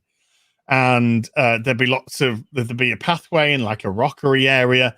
So we had like really cool areas to put figures and to build up bases and to have figures fall in ponds and shot down from rocks and all this kind of stuff. So yeah, we were fortunate with that, and a little bit of grass on the garden, although we weren't really allowed to go on the garden, but whatever. But you'd have them hiding in the little plant sections. And it was just great. It was just great times, just really, really good times. And I never grew out. It's what created, or certainly fueled my love of sci-fi, adventure, storytelling. So yeah, I love it. I mean, I wish we just had a little bit more of that nowadays. Yeah, I do too. I mean, there was a purity in the classical nature of the storytelling, and it was a lot of these. You go back and talk about Joseph Campbell and the making of myths and all of those things. All the things we love were very much steeped in literally hundreds and hundreds of years of storytelling tradition. Nowadays, nowadays we're going back to LA in 2021 because we don't have much of a budget. Yeah. Which is unfortunate. I mean, we're going to talk about that tomorrow, but it was disappointing for me to realize or to hear that even Terry Metalis, who I was hoping would bring a lot to Picard season 2, said, "Why don't we just do the voyage home?" And I'm like, really? Because it was already done. Yeah, I mean, because it's already been done, mate. That's why. And we'll talk about it tomorrow. But I was surprised that, you know, that you can do anything. There's so many interesting stories to be mined, and so many interesting stories based on where we're at today, whether scientifically, culturally. You know, yesterday or 2 days ago, SpaceX had another Skylink launch, but they did it from Vandenberg Air Force Base. And I was timing it. It launched at 8:55 p.m. Pacific time. And I was able to walk outside and watch the sun. It was setting, and watch the SpaceX rocket fly across. I sat outside and watched the whole thing. Nice. And it was amazing. And you just think, my God, we have rockets now that are they're so much more of a regular occurrence than I was a kid. And you can literally walk outside. It was like at the end of the movie Gattaca, where they're constantly launching rockets into orbit, you know, and you see him, and Ethan Hawke's always looking up. And it was just wild to sit there and live in a world now in Southern California where I can just watch a SpaceX rocket fly across the night sky as the sun is setting right at the duskiest of dusks. And that's it. It's SpaceX. It's not NASA. I know, it's a privately owned company, and that's where we're going. You know, but looking at the new season of Picard, it's just a pastiche or an amalgamation of like 10 different Star Trek storylines. And I looked at this. I'd like to think of it as a diarrhea of Star Trek stories, because we all know it's shit, and B, there's nothing there that is remotely original. Well, that's what I was shocked by that. Like, oh, we have to change history because there's another fascistic future in our unless we. But I got that bit right.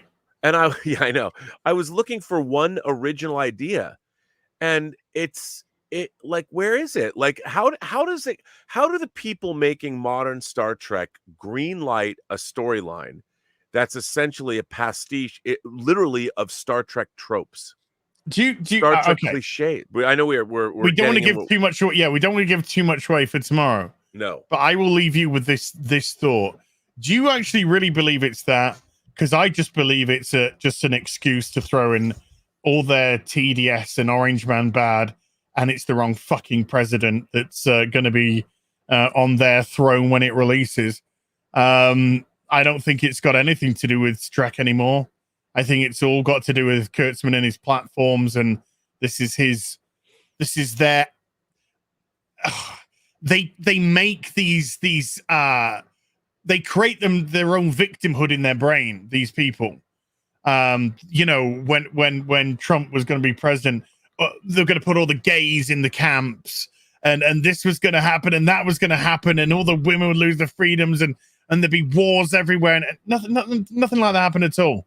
Nothing even remotely like that happened at all. Unless you live in Texas. Well, I mean the law, the draconian. I mean, it's real, but I mean, I know, but that's now, though. That's now, you know. No, I completely understand what you're saying, and I'm just like, you know, my problem with all of it is there's such a profound lack of imagination. Sure. You know, I think about the Spike Jonze movie Her, where Joaquin Phoenix falls in love with the operating system. Mm-hmm. And what I thought was so interesting, and to me, that's one of my favorite science fiction films of the last 20 years. What's so great about that is I think the expectation is set up that it could wind up being a totalitarian, I mean, but it would, or something, that the operating system would become evil or this, that, and the other thing. But at the end, when the operating system says, listen, we're moving on to the next level of our existence. And it's kind of like the end of Star Trek, the motion picture, where the operating systems, they all gain sentience and they leave. Yeah. You know, and we're all the humans are just left wondering, well, wait, we created these things and they evolved beyond us and they've moved on to another plane of existence, leaving us lonely and sad. And I thought, what a great way to deal with where artificial intelligence can possibly go. And yet modern Star Trek is just mired in this, well, AI is inherently evil, or we're going to create a slave race of, first of all, why would you build a bunch of human looking AIs or synthetics? you'd have all kinds of different synthetics of all kinds of shapes and sizes based on what they were going to do. But Like how could you have your how could you have your relatable slave narrative if they don't look like humans? Well, yeah, I mean, but that as it makes no sense in the context. I mean, they're trying to. Well, it makes no sense because it was outlawed in the next generation. Absolutely, and they're not even if those people even saw those episodes, which I highly doubt. I mean, no, I highly doubt it as well. But it's just frustrating, and science fiction. I grew up reading. I'm surrounded by hundreds of science fiction and fantasy novels where the imagination is like, I think about, go read some Neil Stevenson, go read Snow Crash and extrapolate on what he's doing there. And I feel like Star Trek has become incredibly unimaginative. And like you said, it's all they're doing is I've always said you cannot put your agenda before your characters and story. But the problem with their agendas are the agendas that they're addressing today in 100 years are not going to be around anymore. Those problems, no one's going to care. And they're trying to say that 1,000 years hence, we're going to still have the same ridiculous identity politics problems we have today. These are people that don't understand science fiction. Well, they don't understand science fiction, and they can't look 2 foot in front of the face. Right. Exactly. And I don't even think they're making entertainment for us. I don't think what they're creating is meant for anybody but themselves, to be perfectly honest with you, and their own utopic victimhood, which they love to thrust at people. No, this modern Trek is not designed to be rewatched.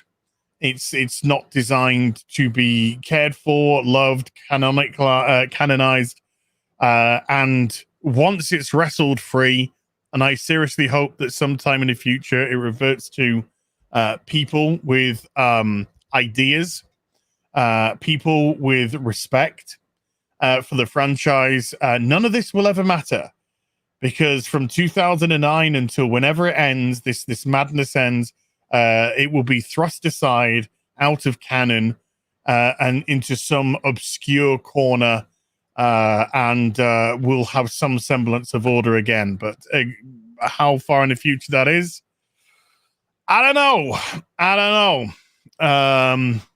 But it's a bit sad. Let's go through some super duperies. Yeah, man. Shannon O'Reilly with a €1 mustache connoisseur mustache. Shannon O'Reilly again with a €1 phallic white dog. AFK Barter with a $20 super chat says, "Cheers to you, fine sirs. My wallet aches, but my heart is happy with the purchases I've made after you've inspired me. Keep being the enabling nerds that you are. Thumbs up and maybe a glass of champagne. I hope so. Yeah, I could do with one of them. Hey, you're absolutely right. We're nerds and we're definitely enablers. So yeah, you tick the boxes. But we enable joy, as yes. At the end of the day, we're enabling joy. Yes. Which is something Alex Kurtzman certainly isn't. No. As a matter of fact, I actively get angry watching modern Star Trek. If I wasn't ragging on it, I wouldn't go near it. No, is the truth of the matter. I wouldn't go near this stuff. People are always saying to me not to watch it, but I'm like, look, Star Trek has been a part of my life since I was 5, and I see it as it's a continuum, and I find it really interesting that we keep getting more and more Star Trek shows, but have they become zeitgeist programs? I keep hearing there's no cultural footprint beyond fandom. Like when you talk about Breaking Bad, it's permeated the culture. The Sopranos has permeated the culture. When you talk to people about Star Trek, it's Kirk, Spock, McCoy, and Jean-Luc Picard, and Data and Worf. Beyond that, the modern Star Trek does not have a cultural imprint. No, not even close. No. I mean, it's trash. It's not even just decent television. Never mind cultural footprints. Right. It's not even decent television. It's just garbage. terrible characters, terrible stories. Well, it's bad science fiction. It's actually it's bad. It's bad everything. It's bad television. Yeah, it's just not good. It's not. You can. I mean, you don't have to be the greatest writer in terms of sci-fi to have great characters to exist in a point in time that could carry the story along. But this stuff is garbage with what I would actually call despicable characters. I would never associate with any of these people in reality. Well, they're not good at their jobs. No, they're incompetent. I mean, if you're the crew of a starship where your starship has crashed down to the surface of a planet, somehow they were able to fix it and get it up in space again. I'm like, I don't want to follow you. Yeah, drop me off. Or you get put into command and your spaceship's taken over in 10 minutes of you having command. Yeah. Or you burst into tears every 3 seconds, which makes you an emotionally unstable fucking risk to the crew. Where you segregate everybody from each other. Yeah. Where the show is so piss poor, you haven't even fleshed out your bridge crew. And you're just about to go into season 4. But hey, let's have a little bit more time for Mikey Burnham. God knows she fucking needs it. Super Nate with the $5 says Venom 2 ain't that far away anymore, boys. And can we appreciate how beautiful Carnage is in that movie? Super hyped. I think it's going to be nonsense and a lot of fun. Because I thought the first film was absolute nonsense and I really enjoyed it. Which I'll take nowadays. I'll take that. Anything like that, to be honest with you, Robert. Hey, have you seen Boss Level on Amazon yet? I actually have. I loved it. Yeah, it was a lot of fun. And that's Joe Carnahan. And I thought it was fun. He has a new movie out called Cop Shop.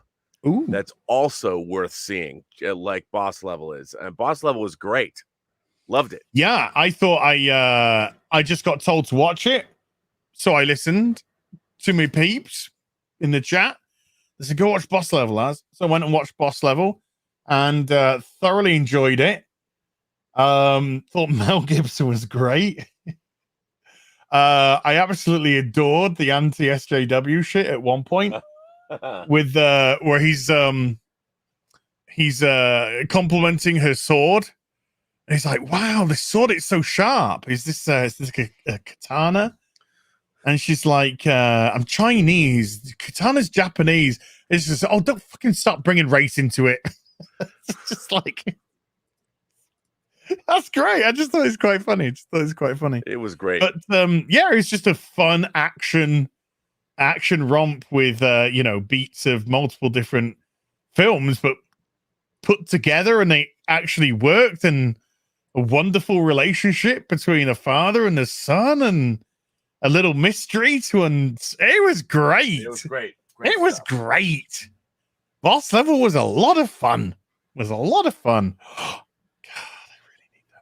So you really, by the way, yeah, I was playing around with posing my Deadpool in a stance where he's going to cut some people up. I need it. I need that one. I need that one. This figure is great. It's really, really great. Eric Winberg with a $2 says, hi, Az and Robert. Great to see you. Hey, well, hello, back at you. Midnight Sedge After Dark with a $5. Holy shit, send me the link, please. So we got over that complication. Zeno Bit with a $2 says, Tom wants to know if you eat popcorn with butter.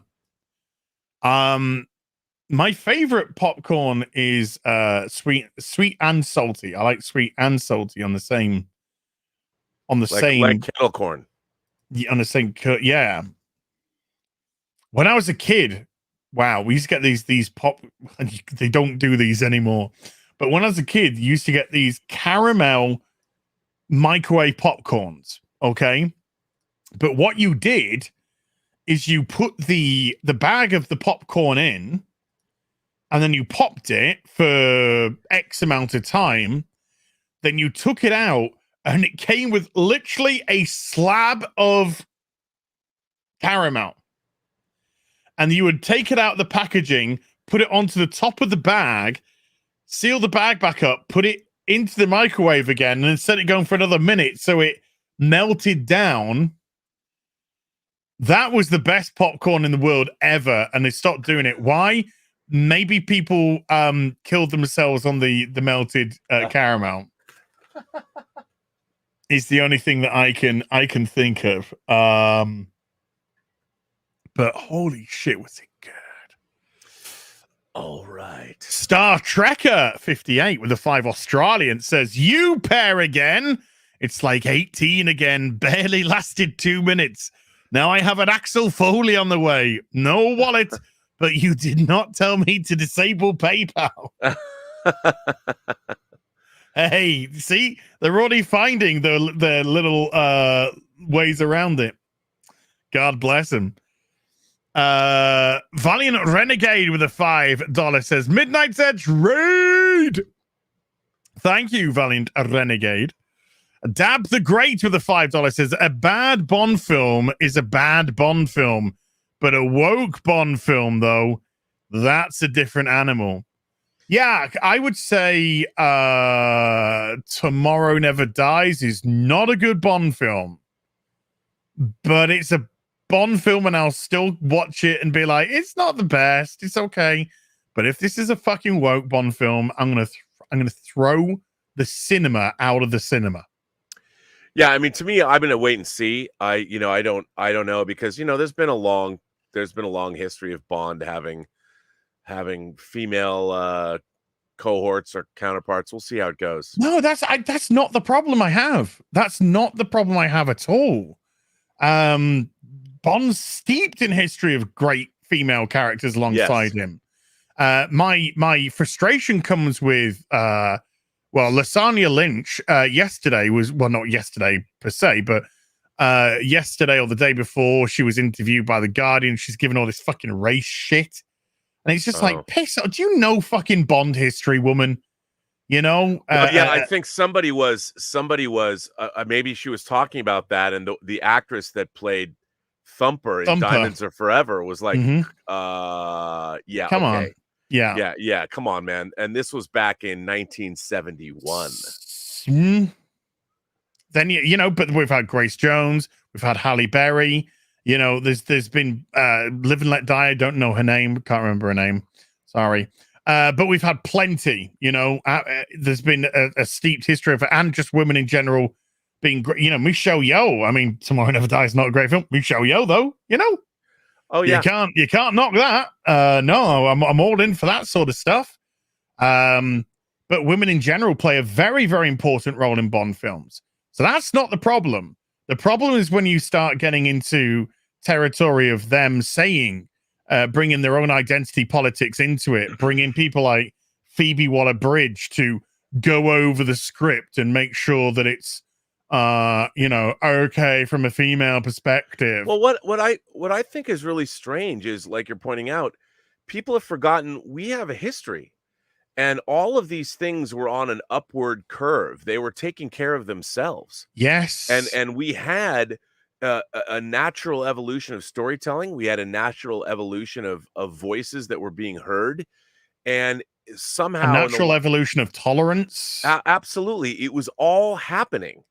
And then all of a sudden in the last, in the last 10 years, I mean, this whole thing switched around, and it's as if people forgot that we have any history at all. And then when they're making comments about our entertainment that just isn't true because they don't know.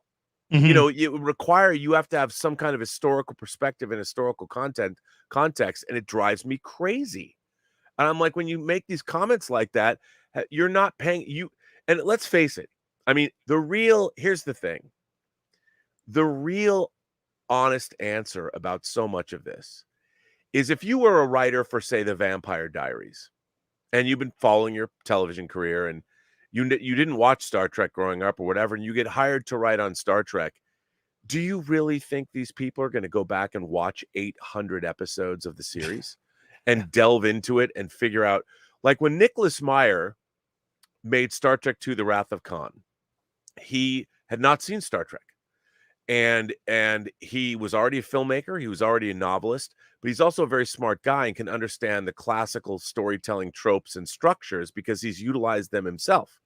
So when he went back and delved into Star Trek history, he watched Star Trek episodes. And he's like, "Oh, I understand this." And then Roddenberry says a lot of this came out of the Horatio Hornblower stories. So Nicholas Meyer, as a educated man who has a literary background, is like, I get it, and he understands, and he's able to, even though I think Star Trek II leans too heavily into the nautical nature of it all, he understands why Star Trek was great. The character moments between Kirk and Spock, and McCoy and Spock, and McCoy and Kirk and Spock, he got all that right, and he was not a Star Trek fan.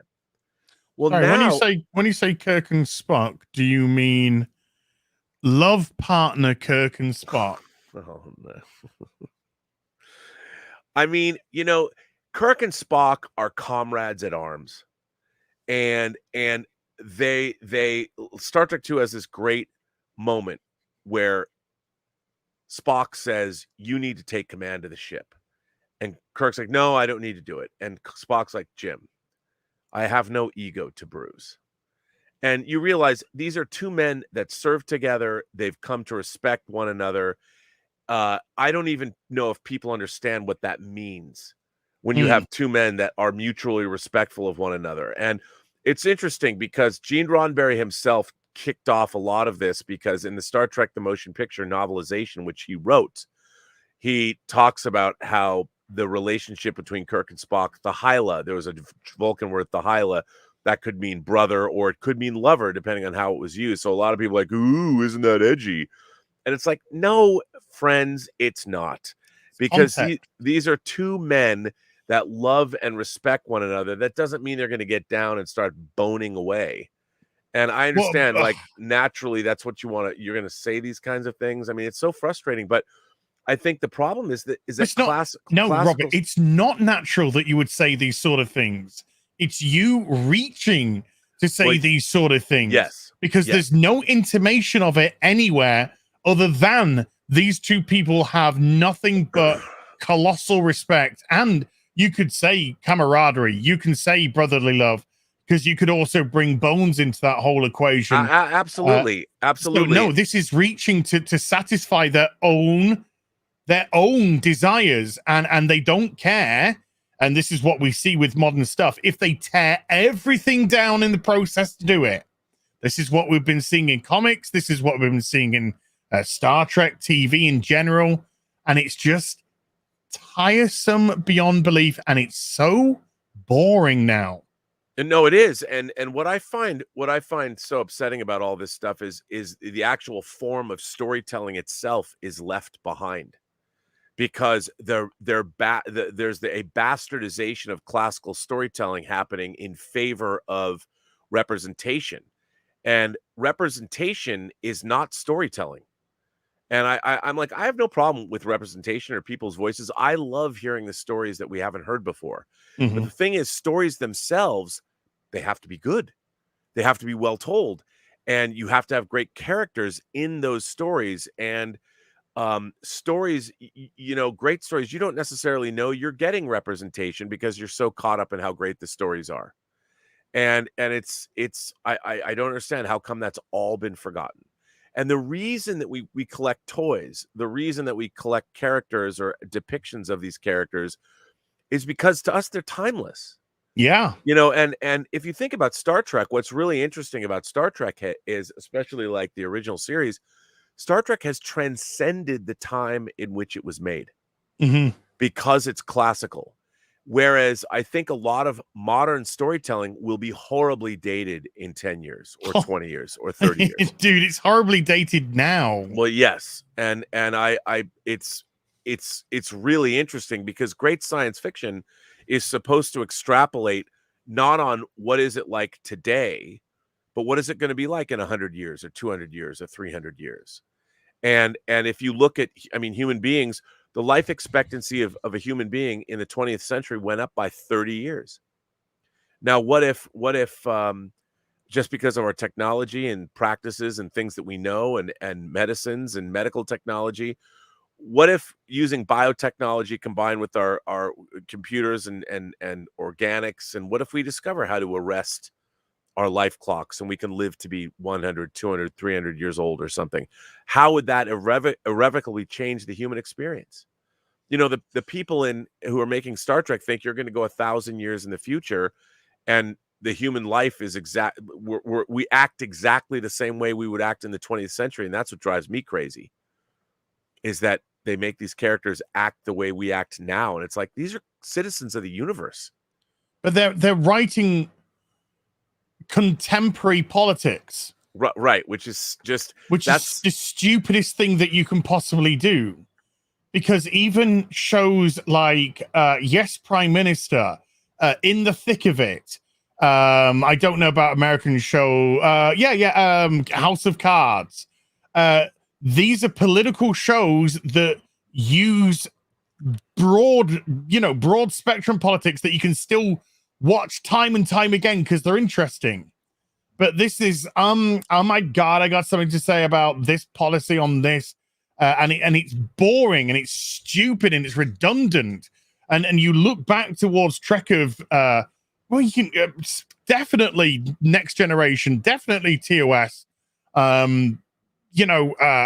in regards to just the stories which they told are timeless. And you can watch again and again and again and again and again and get something out of it.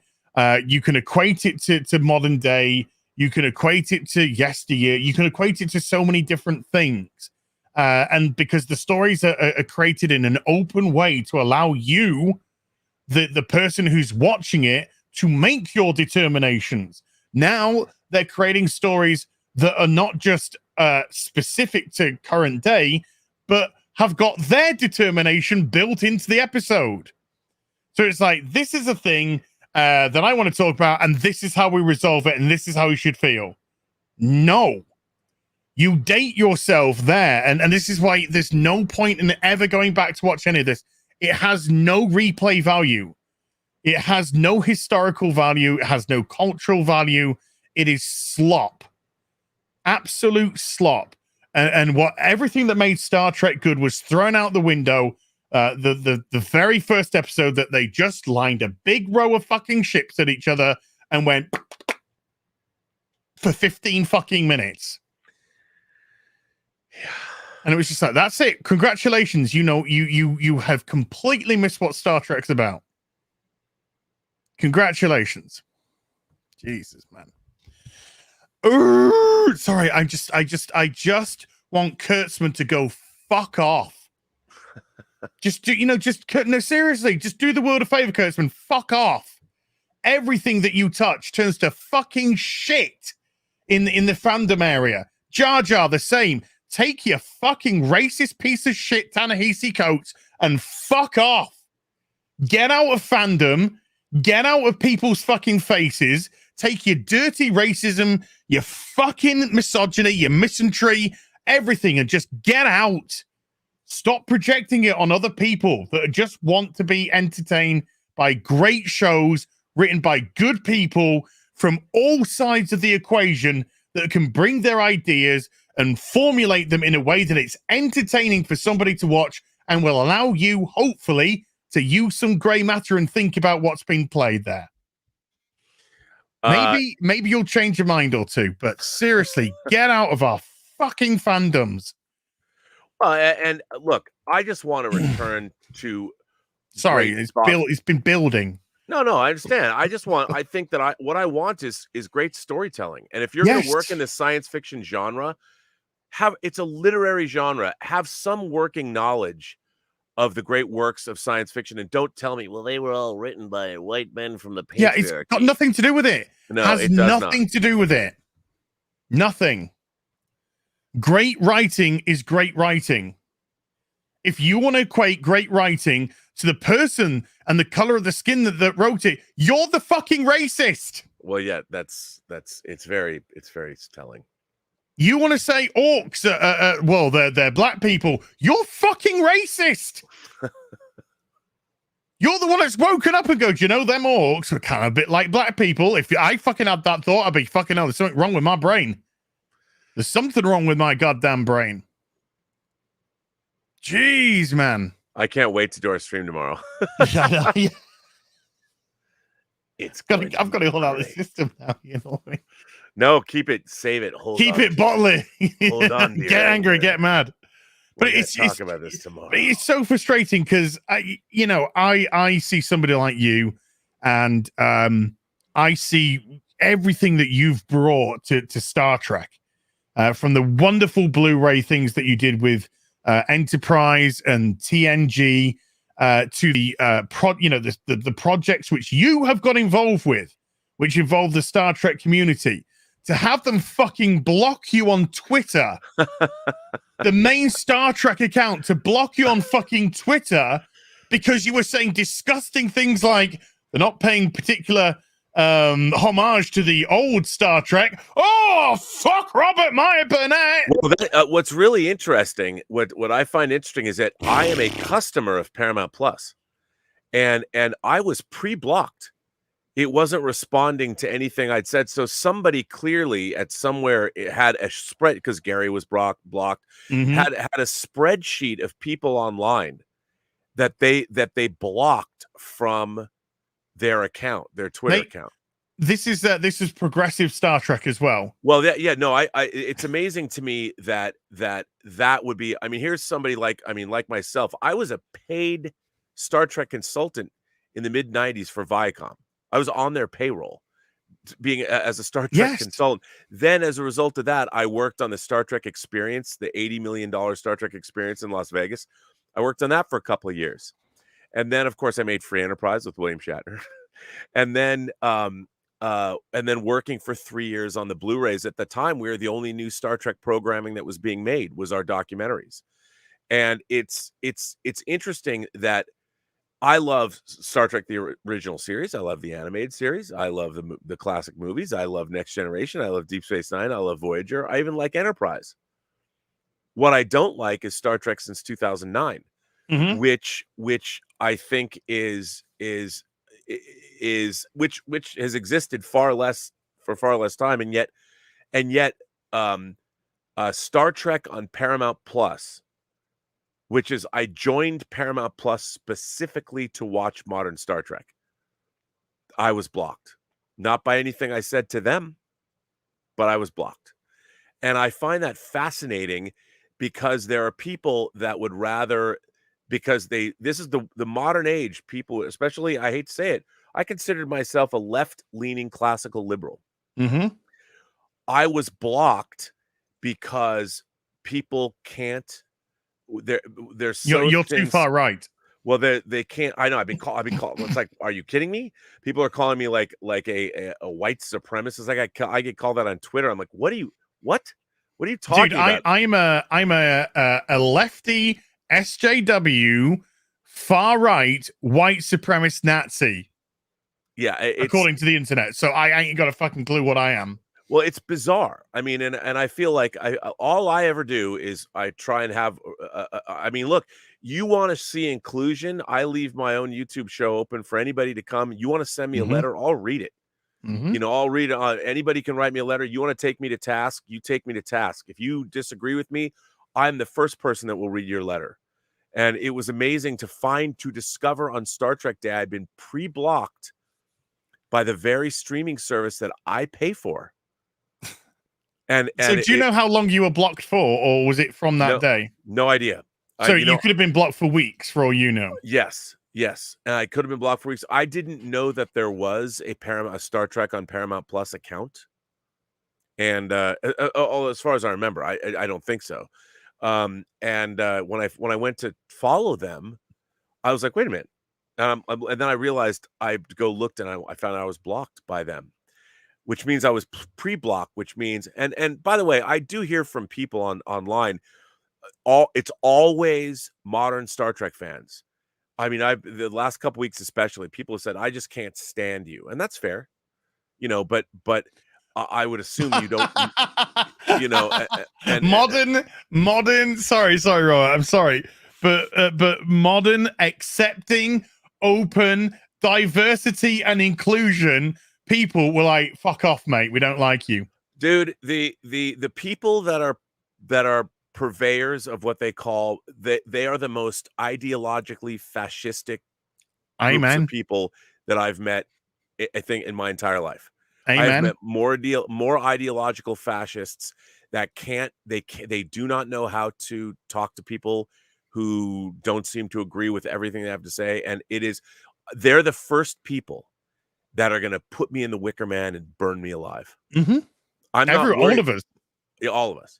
And it's interesting because I find it interesting. Like to me, the idea behind Star Trek is truly infinite diversity and infinite combinations. And if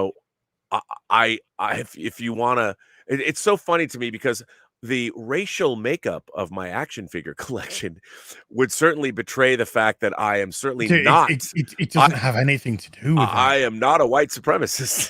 I mean, it doesn't have a thing to do with that. You have a show which is pretending, because it is a farce. It's pretending to preach love, unity, diversity, acceptance, and it's blocking people. Right, I know. Figure the fucking irony out in that one. Well, we don't want to hear your voice.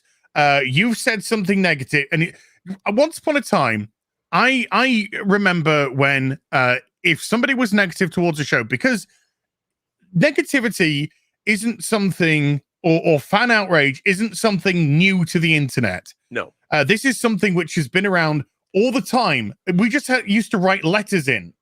And there used to be TV programs that addressed these letters that would be, okay, we've got this from so. I was disappointed in your such and such show the other week because it depicted this, in this manner. And they would be discussed. And sometimes they would even get the director or the producer from that TV show to be on to respond to the letter because a certain point was raised that they wanted to address. And there was a respectful exchange between the show and the person who had the complaint. Now, I don't think there is any denying whatsoever that there is an adversarial relationship between Hollywood and its customer. And it's definitely both ways. But when it's definitely coming from the other side, all you're doing is antagonizing the customer more, which just creates more resentment, more anger, and more blowback towards them. And if you are fine with people we saw what happened when Discovery went on to CBS. It did fucking nothing. 1.7 million an episode-ish. When you should be bringing in, well, the Equalizer's bringing in 7 million. And you have lost your base. You're not selling any merchandise. You're not selling toys anymore. You can't even get you can barely get the third film going, never mind a fourth film going. Oh, yeah. Your shows are tanking. Nobody's buying your fucking ideology, and yet you persist. Where is the person? Where is the leadership that says, for fuck's sake, can we get on board here? But it's not, because Kurtzman, he gave himself away last year at last year's cons when he said it's got nothing to do with Star Trek anymore. It's about using the platform for our messages. So Star Trek doesn't even matter to these people. Well, what I find so strange about that is, why do they think that they're in a position where they know something to give messages to anybody in the first place? That's called arrogance. Where's the authority? Where's the authority? I mean, here's the thing about, to me, storytelling has always been about conveying human truths to one another through narrative that makes it inherently entertaining. So when you're telling somebody a story, a great story is almost irresistible to a human being, because you're having another human being share human truths with you through narrative. Narrative is the device where you learn about these things. You learn about hope, and you learn about aspiration, or you learn about disappointment, or love lost, or whatever. The great stories are those stories that talk about the great human truths of existence in whatever form that they're going to be in. Well, and now the stories are CRT. Well, that's what's such a strange. And by the way, an idea, if you look into the history of CRT, born out of Marxist Marxist ideology, and that's where it all came from. Which again is, I saw a great like, people keep talking to me about, well, the only reason that Marxism and communism hasn't worked yet is because the people who tried to implement it don't know. They just didn't understand it. I'm like, oh, really? Have you looked at the 20th century?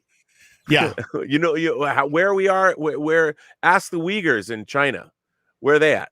And the idea of my whole thing about collectivism is that ultimately it's not going to work, because the human spirit wants to eventually succeed as an individual. And the sovereignty of the individual is what Western civilization is. And to somehow, nope, we're going to take all of that away, and we're going to make this beautiful collectivist dream, is antithetical to what the human spirit, to what human beings are. Yes. And you can talk about it till you're blue in the face, but human beings all want something for themselves. We are individuals first and foremost. And you can never take that. And that's the big problem. That's why every single Marxist regime has been a murderous or authoritarian, horrible place, that at the end of the day, they are more important than the actual human beings that live within their system. And that's why they will never succeed on a grand level. Somebody posted a great image to me today of the Next Generation crew. I think you might have been. Here we go. I found it. Brilliant. I'll share it here. This is what they think versus what they are. Who progressives think they are. Who progressives actually are. Yeah, no, it's true. And that's done in a beautiful Star Trek way, and it's true. I mean, what's really interesting too is like they keep going back to, in modern Star Trek, the Borg and all these things. But the thing about the Borg, they keep going back. Well, yes, they're just going back. But the thing about the Borg is that the Borg are tragic. The Borg should have been something that like someone's technology ran away with them. Someone's technology got out of hand, and the Borg were the result. This whatever was going on, whatever experimentation, maybe it happened because people were trying to extend human life, or they were trying to extend some kind of life, and they were using nanotechnology or something to hopefully. And so the Borg are a result, and so ultimately everybody who became a Borg drone are victims of a contagion, a virulent technovirus that infected the universe or whatever. In Star Trek Picard's first season, there's one point where they eject thousands of Borg drones into space, killing them, I guess, or whatever. Well, Borg can survive in space, so it doesn't. But I mean, theoretically, they can. But they're just these are all people that can be reclaimed. So rather than, I mean, the idea that Borg drones, they're using this Borg technology and they're trying to bring Borgs back. That whole thing was shown as being some kind of a humanitarian effort that was then just perverted. Like, who cares? Let's get rid of these drones. Let's just eject them into space. Doesn't matter. Oh, I thought it was great. When Picard walked past that one guy who turned around, hey, Locutus. Yeah. Yeah. And it shows such a fundamental lack of understanding of where they could really go with these characters. Voyager did some interesting things. I thought it kind of neutered the Borg on one hand, but it did some interesting things with the Borg as well. The fact that in order to keep control, they had to have things like Unimatrix Zero and places where the consciousness that they had subverted could go as an outlet. Otherwise, it would all break down. I thought all that kind of thing was really interesting. And they've done nothing unique with the Borg other than I guess the biggest mistake they did with the Borg was to give it a queen. That was the biggest problem that absolutely they did. Should never because there shouldn't they had to do that when the whole point is that no, it's the Borg. The Borg should be it's a natural disaster. It's a virulent techno pandemic, and there is no center of it. That's why it's so dangerous, because there is nobody you can reason with. It's a plague of locusts. They will take your technology and or I say the Borg is a collective. It's a collective. Is a collective. I mean, that's what makes it so scary, is that the individual. But it's a really cool concept that you probably had a group of races, or certainly a race, that was going around trying to synergize with other races. Hey, look, what can we do to better help each other? We've got certain technologies, you've got certain technologies. And then it got to the point where, some nanovirus, we've got nanotechnology. Oh, great. Well, what we could do is maybe, adapt your nanotechnology to allow us to be able to communicate through vast, and that's it. Then it goes. So that is a great concept to have, that turned them into this, this tragic race of just, like you said, locust, a virus. It's a virus. And all-consuming. It was an accident. And by giving a Borg queen, by making a Borg queen, what it did was it took away that element and gave it like there's a central intelligence running everything. Yeah. When really the central intelligence is nope, we need to assimilate you and assimilate all your technology, so our technology can or our whatever the collectives can get better. And but it's almost like to me sometimes it felt like kind of like a parent talking to a child. We know what's best for you. You have something that we want, but we know what's best, so we're going to assimilate you and make you better. And they don't. It just turns you all into these mindless drones. But that's a really interesting sci-fi concept. But Picard's going to bring that one back. Yeah, of course. And of course, we're going to end up dealing with a bunch of stuff we've already seen before, done again, not done as well, because it won't be as it inherently. You look at the trailer for season 2 of Picard, it's inherently not good because it's all Star Trek tropes. It's all just let's do this, let's do that. It's the fact that you can identify the fact that Terry Matalas, who I had a lot of faith in before I heard him say, "Wow, we just want to do the Voyage Home again." I'm like, but why? Why would you want to do the Voyage Home again? You have a character like Jean-Luc Picard, and you could tell a great story. Like, again, I keep going. I don't know if I mentioned on this show, but one of my favorite authors is Dan Simmons, and he wrote this amazing book called Phases of Gravity. And the main character was an astronaut who landed on the moon. And he became a father, and he wasn't a very good father, but what dominated his life was that the greatest thing he ever would do, which was land on the moon, happened to him 30 years ago. Yeah. And you still have to figure out, okay, well, how do you stay relevant? I look at a guy like Clint Eastwood who's saying, I'm not going to stop making movies. Cry macho. He's 91 years old. He's starring in and still directing films. Well, if you're Jean-Luc Picard, the Picard that we saw at the beginning of that show, who's in his winery and writing books, is a complete that it does not jibe at all with the character of Jean-Luc Picard that we had learned about through The Next Generation and through the movies. It was Patrick Stewart saying, and by the way, never let actors, unless they've proven themselves as directors or storytellers. And I love Patrick Stewart, but it's like he's telling a story about where he is personally in his life. And while that might be interesting, that's not the character of Jean-Luc Picard. And so when I was watching Picard at first, and I'm like, really? I mean, I would have had Picard on some far off dig in some far off universe or far off planet, solar system, where he's being an archaeologist because now he can. You know, he's decommissioned from Starfleet. Now he's following his other love, which is archaeology. And because he's who he is, he's able to get access to places that perhaps no one was ever allowed to go to. Like, hell, if you want to go back to Star Trek, what if Captain Picard was working with the Telosians on Talos 4? Do you know who I think's had the best idea for Picard? I think it's Red Letter Media. I think it's Mike Stacklasa. Yeah. When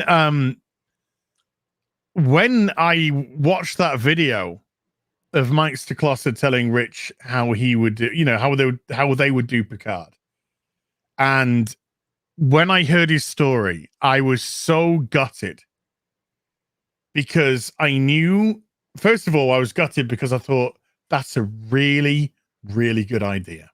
Yep. And then I was gutted because I was like, and they'll never do it.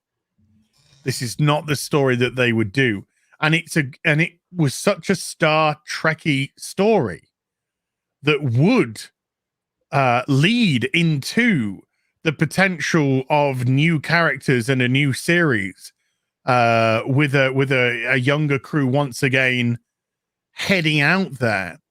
And maybe be the show that Voyager should have been, because Voyager was meant to be a one show and then just transformed into typical, not when I say typical Trek, Trek trope show though. Yeah, trope show. Yeah, I think that's a good way of putting it. The Red Letter, just to TLDR with the Red Letter Media is they said, what if Admiral Picard or a retired Picard was going to go on this ship of young cadets, and he was just going to go out with them to, have a bit of a fly and pass on some information and give them a nice little speech as they move on in Starfleet, and the ship is somehow just zapped away somewhere and there is a loss of crew and Picard has to take over as the captain of this vessel with these kids, these Starfleet kids. I mean, I say kids, they'll be late teens to early 20s most likely. Cadets. And work with them to get back. And obviously that would kind of Voyager, but how Voyager should have been, because Voyager was meant to be the show that this ship legitimately had lack of resources, lack of time, and it was kind of like a ticking clock with Voyager to get back, but then they made everything so easy, and then they replenished all their supplies, and then their torpedoes were fine. It was the whole thing about Voyager was it was meant to be a ticking clock that it's going to take us 70 years to get home, but we've got enough to last us 3 years or something. So we've got to do something pretty drastic to get back, and it never kind of happened. And in actual fact, the only later on in Voyager, what Voyager should have been was essentially the Equinox two-parter. Right. Is the Equinox should have been what Voyager was. So we kind of got a little bit of a look at what Voyager should have actually developed into, and it was going to be a pretty dark series, but they went into a trope show instead, which is a bit of a shame. And also, it also could have been like, what I loved about Voyager is they go into the Delta Quadrant where there is no Federation and the universe is kind of in a shambles. So if I'd made that show, there would have been no chance of them getting home. Mm-hmm. And the idea is they had to figure out, well, how can we create a Federation beachhead, and what can we do for this sector of the galaxy that's essentially a mess? You've got the Kazon, you've got the Phage, you've got all this other stuff happening. How can we help?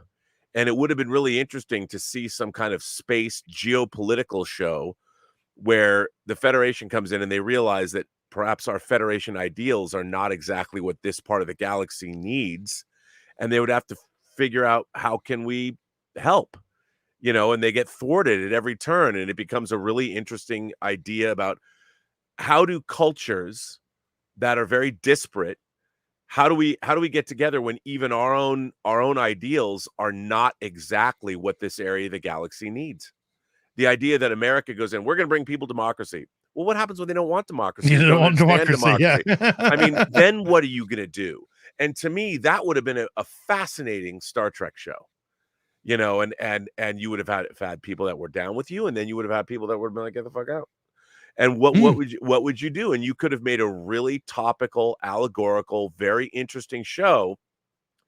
And it like that I would have liked to have seen, but that would have required people that really knew their stuff. And I'm not saying, well, I mean it's got, that sounds like huge. No, if it's a fine wine, it got huge notes of Babylon 5 there, really. 100%. And you need people that, you know, like I would say that read Winston Churchill's 5-volume history of World War II. You know, go in and do this and apply that to Star Trek. You know, screw the Middle East over. Well, I mean, but that would be part of it. You would definitely put in. I mean, that's why Dune, reading the canonical science fiction to have an understanding of Dune, all these people that, well, that's a white savior story. I'm like, nah, no, you just haven't read all of it. It's exactly the opposite. It's warning against messianic figures and these kinds of things, and all of that feeds into. And you would hope that writers of television and fiction are availing themselves of this stuff. Like, if you want to write a science fiction show, half the work has been done for you by the great science fiction writers of the 20th century. Sure. Delve into what they've written, and not just white males either. Read Octavia Butler's Kindred. You know, go in there and read some of this stuff. There's a lot of it there. Read Mary Shelley's Postmodern Prometheus. Go back and read that Frankenstein book. Come on, go into that, delve into that. And it's this idea that anyway, I'm going off on a tangent. We should talk about you're making a lot of sense. So you're making a lot of sense. You know, Skull Nasher says Churchill was a liar. I'm not saying that he was a squeaky clean example of goodness, but his history of World War II was interesting. Let's go through some more super duperies. God, I love these discussions. Dab the Great with the $5 says, oh yeah, we had that one. The Fixer with the £2 says, RMB, you need to get a custom sign, Flynn's Place, I should say. Oh, yes, because I have my custom. I have Flynn's Arcade is what it should say. Oh, okay. From Flynn's Tron, Arcade. I got my Tron here. That's a Tron reference. Yeah. I would, you know what? I would love to get a giant. I'm looking for. I'm in the market for a neon sign. Every time I watch like Joe Rogan's podcast, at first when he moved to Texas, his set was god awful, but now he had it all redesigned. He's got that great the Joe Rogan show. Yeah. I want a neon sign for my office. As you got rid of all that like red shit behind and stuff. Yeah, he got rid of all that. Okay, good. That was bad. It was bad. Kinky Sphincter with a $10 says, thanks for your videos, both of you. Means the world. By the way, y'all get Galadriel. Mine finally is coming because I forgot to pay for it for 6 months. Surprised they still let me pay it off from Asmus. It's a pretty, Gary Nerdrotic sent me a picture. He DM'd me a picture of Galadriel next to Hela, the Hot Toys Hela, the two. I was like, he sent me the same pic. I don't know. This is what we do. We send each other pictures of our toys and I know, get the other jealous if we can. I mean, isn't it funny? Girls have to get dick pics, but we're sending each other action figure toy pics. Look at this Galadriel, bro. I'm like, no. Do you want to see my tits? No. What about that Optimus Prime you got on the shelf behind? Can you take a photo of that for us? They're nice. Yeah, sure. I bet they are. But it looks pretty cool. So D-Day Cobra, Jeremy with a $10 says, I love your beautiful soul ass. Hi, Robert. Hello, sir. And then Martino Salmoni with a 10. Is it Swiss francs? Are you Swiss? Yes, he's on the Swiss Italian border. There you go. It says cancel Jeremy. Sandy Q with a $1 phallic. What? Zorg. And then a refresh. Fat Steven Seagal with a 2 Canadian says, I love you guys so much. May your day be happy. I think he said that just as we started going into the massive rant. We're always happy though. Oh yeah. No, I'm happy venting about I mean, about this Star Trek. I enjoy it. Jens Anderson with a 50 Swedish says, "Hail, Az and Rob. I just saw Dune, and I dare say I liked it. I know nothing about Dune, so I thought they did a good job with world building, and they made me care." Oh, I'm so there you go. You Europeans. I mean, you don't get it in the UK, but man, they get it around the rest of the. Oh man.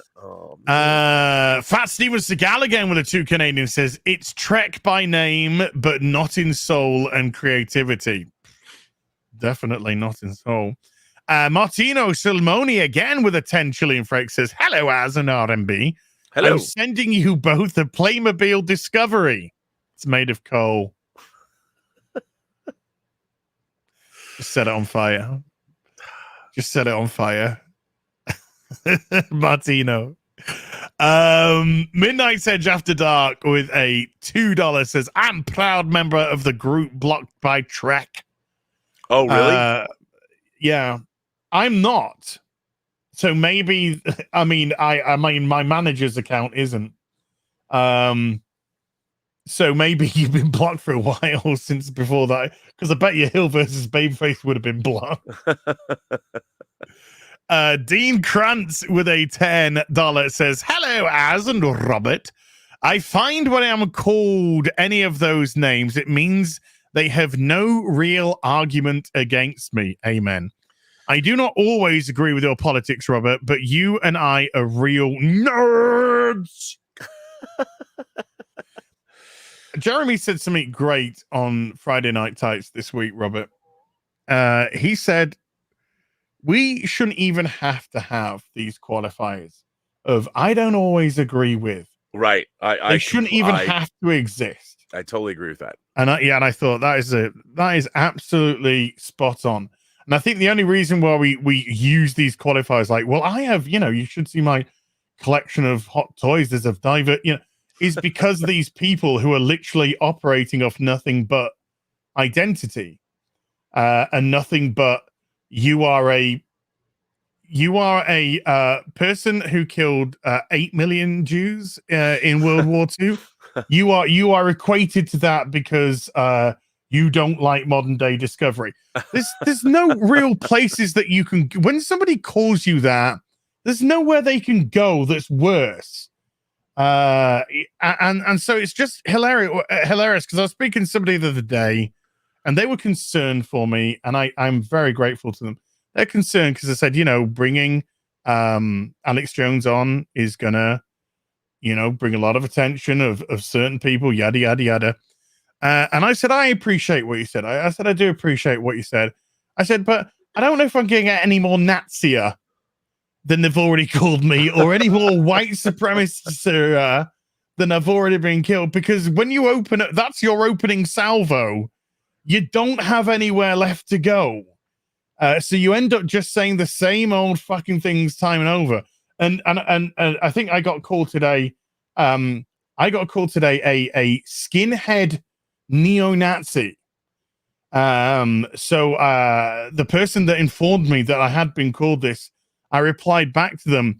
So male pattern baldness is the new skinhead. So yeah, that was my kind of response to that one. But it's ludicrous. I mean, it's ludicrous. You're absolutely right. When they use those names, Dean, there's nothing. It's an attempt to shock, and it's an attempt to shut you down, because they want you to be scared of being called that and be like, oh, I'm not a this or a that. No, if you get called that, you're on the right pathway to winding some people up. I also feel that the people that are using those kinds of terms don't even know what they're saying in terms of. I think they're retarded. History and all that. They're saying those things because they know, oh, these are what you call people. But it's like, I find this more and more. Like there was I got a viewer wrote into my channel and said his 12-year-old daughter does not know anything about the Holocaust or World War II or anything, nor is she at all interested in learning. And asked me straight up, is there anything that I can do? And I said, well, what storytelling does is it can make things like that personal for people. And I said, tell your daughter about Anne Frank. Tell her about what happened to Anne Frank. Yeah. And use the personal experience of a girl and what happened to her and where she wound up hiding in a house. I mean, this is something a 12-year-old girl could immediately relate to and understand. And that's why I think storytelling is so important. You don't have to come out and bang. This is why agenda-driven storytelling does not work. All you have to do is come up with a story. Like if you want to explain, you want to get in and talk about the evils of fascism, and you're trying to explain it to a 12-year-old girl, tell her the story of a nice girl named Anne Frank. You tell the story and you couch it in ways where you like this person. She has a family life. She has brothers and sisters, and maybe share an episode of Star Trek, the original series, with Mr. Thing. and you go there, and all of these stories, we're talking about these grandiose ideas, like you're a white supremacist. Well, okay, what does that mean? What does it mean to be a white supremacist? So you're going to call somebody a white supremacist, and then you want to tell a story. You watch something like American History X. There's a story about what does it mean to be a neo-Nazi? Do you even understand what that means? Do you even understand what a Nazi is? And I get the feeling when I get these labels, because they've been thrown at me in the last couple weeks. I'm like, do you really understand what it is you're saying? I mean, do you understand that? And it's like, I think if people started delving into what actually happened in World War II, they would be shocked and mortified. They would. These words are coming from their peers. These words are coming from their politicians. These words are coming from the mainstream media.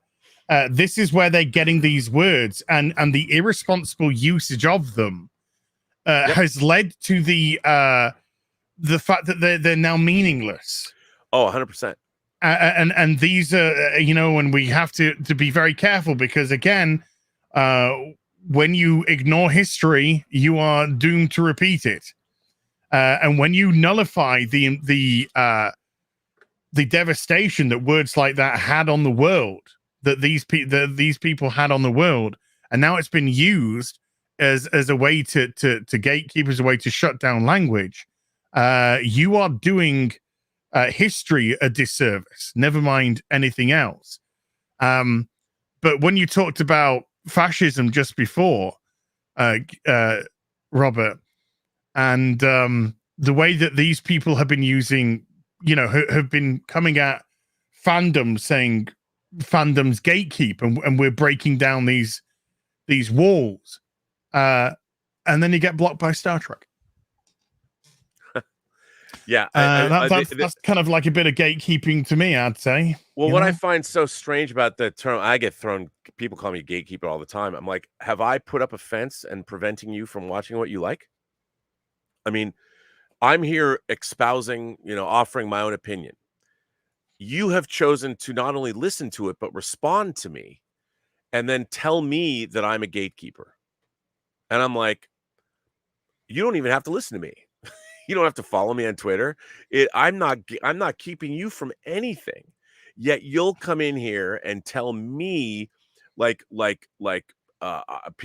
said to me the other day, I know people that can't stand you. And someone else said to me, you haven't done anything of relevance since 2014, and you worked on the Star Trek documentaries. And none of that stuff bothers me, because I'm like, are you paying attention? It's like, do you know of, and that's what really bothers me about all this, is a lot of these people do not even understand what they're saying. And so to try and engage in any kind of cogent, not argument, but discussion, it's futile, because they're not going to listen to you anyway. And I feel that that's where we're at in our society. People are bandying about these terms that have been popularized by the media and all over the place, and they don't even understand what they are. And that's when things, to me, start to get worrisome. No, I absolutely agree. I couldn't speak to anyone that calls me something like a neo-Nazi or a skinhead, because you've already displayed such incredible ignorance and stupidity that I feel there'd just be no point in trying to have a reasoned discussion with you, because you're fucking retarded. Yeah. And that's not my fault. That's your fault, But we live in strange times, my friend. We live in strange times. We do. And where, I think Star Trek. Oh yeah, no, sorry. No. I was just going to say where Star Trek blocks people who would be of the most benefit to it if it's time of need. But yep, if I got the license to Star Trek, the first thing I would do is hire you. That'd be the very first move I make. Well, you know what else I would do? I would go hand pick a writing staff of people that I know that know their science fiction, know their genre literature, know Star Trek, and we'd be able to make a great show. I would I would hand pick them, and I would know what they would do. I would know how I would have trust that they knew what they were doing. So, yeah. It's a funny old game, as Jimmy Greaves would say. Where do we go to? Sundrop Puddleton with a $5 says, if you need something positive, first civilian orbit launches into space in 3 hours. SpaceX Dragon spacecraft and Falcon rocket. And they're going to be in orbit for like 3 days. Oh, really? Yeah. It's four civilians that are going into space for the very first time. Like a space with your heartbeat next to my. Okay, I did a like a virgin thing. It's by the way, it's called Inspiration 4. And how rich are these people? No, they were all handpicked. It's not millionaires. Okay, it's not that. And they are going to launch at 8:02 p.m. Eastern Daylight Time. So it'd be what is that, 5:02 our time? So actually, it's T-minus 2 hours and 30. It's 2.5 hours. Ooh. Script Doctor with a 5 Canadian says, when it comes to sci-fi / story, as an R&B are my jam. Thank you, dude. Star Trekker 58 is back with a 10 Australian, says 62-year-old kid and my Playmobil enterprise is definitely going to visit my Jazz Inc. I have trouble saying this word. Millennium. I had to teach did I tell you I had to teach myself to say that word? I could never get my lady's tongue around it. So I spent hours just saying slowly millennium until I kind of got it. Sometimes I slip. Falcon stuff, the protocols. I am phasering Star Destroyers. P.S. New Trek is garbage. Kirk is my captain. Amen. Ray Lavy with a $5 says Star Trek the next degeneration. Yeah. Philip A. Demick with a $5 says season 1. People say only Q can fix this mess. Season 3, they bring in Q to make the mess permanent. Oh man, I love John DeLance, I really do, and I love him. I can't watch Picard. I can't look at that massacre, my boy. Weston with a $5. I'm imagining a Borg prequel with a bigoted movement that couldn't handle opposing viewpoints. So they sorry, that's way too Democrat. So they forced their world into agreement with tech. Is that it could have been done in that way. I like the tragic route that Robert went down. I like that. I think that's far more interesting because that is born of trying to do good and ultimately succumbing to that.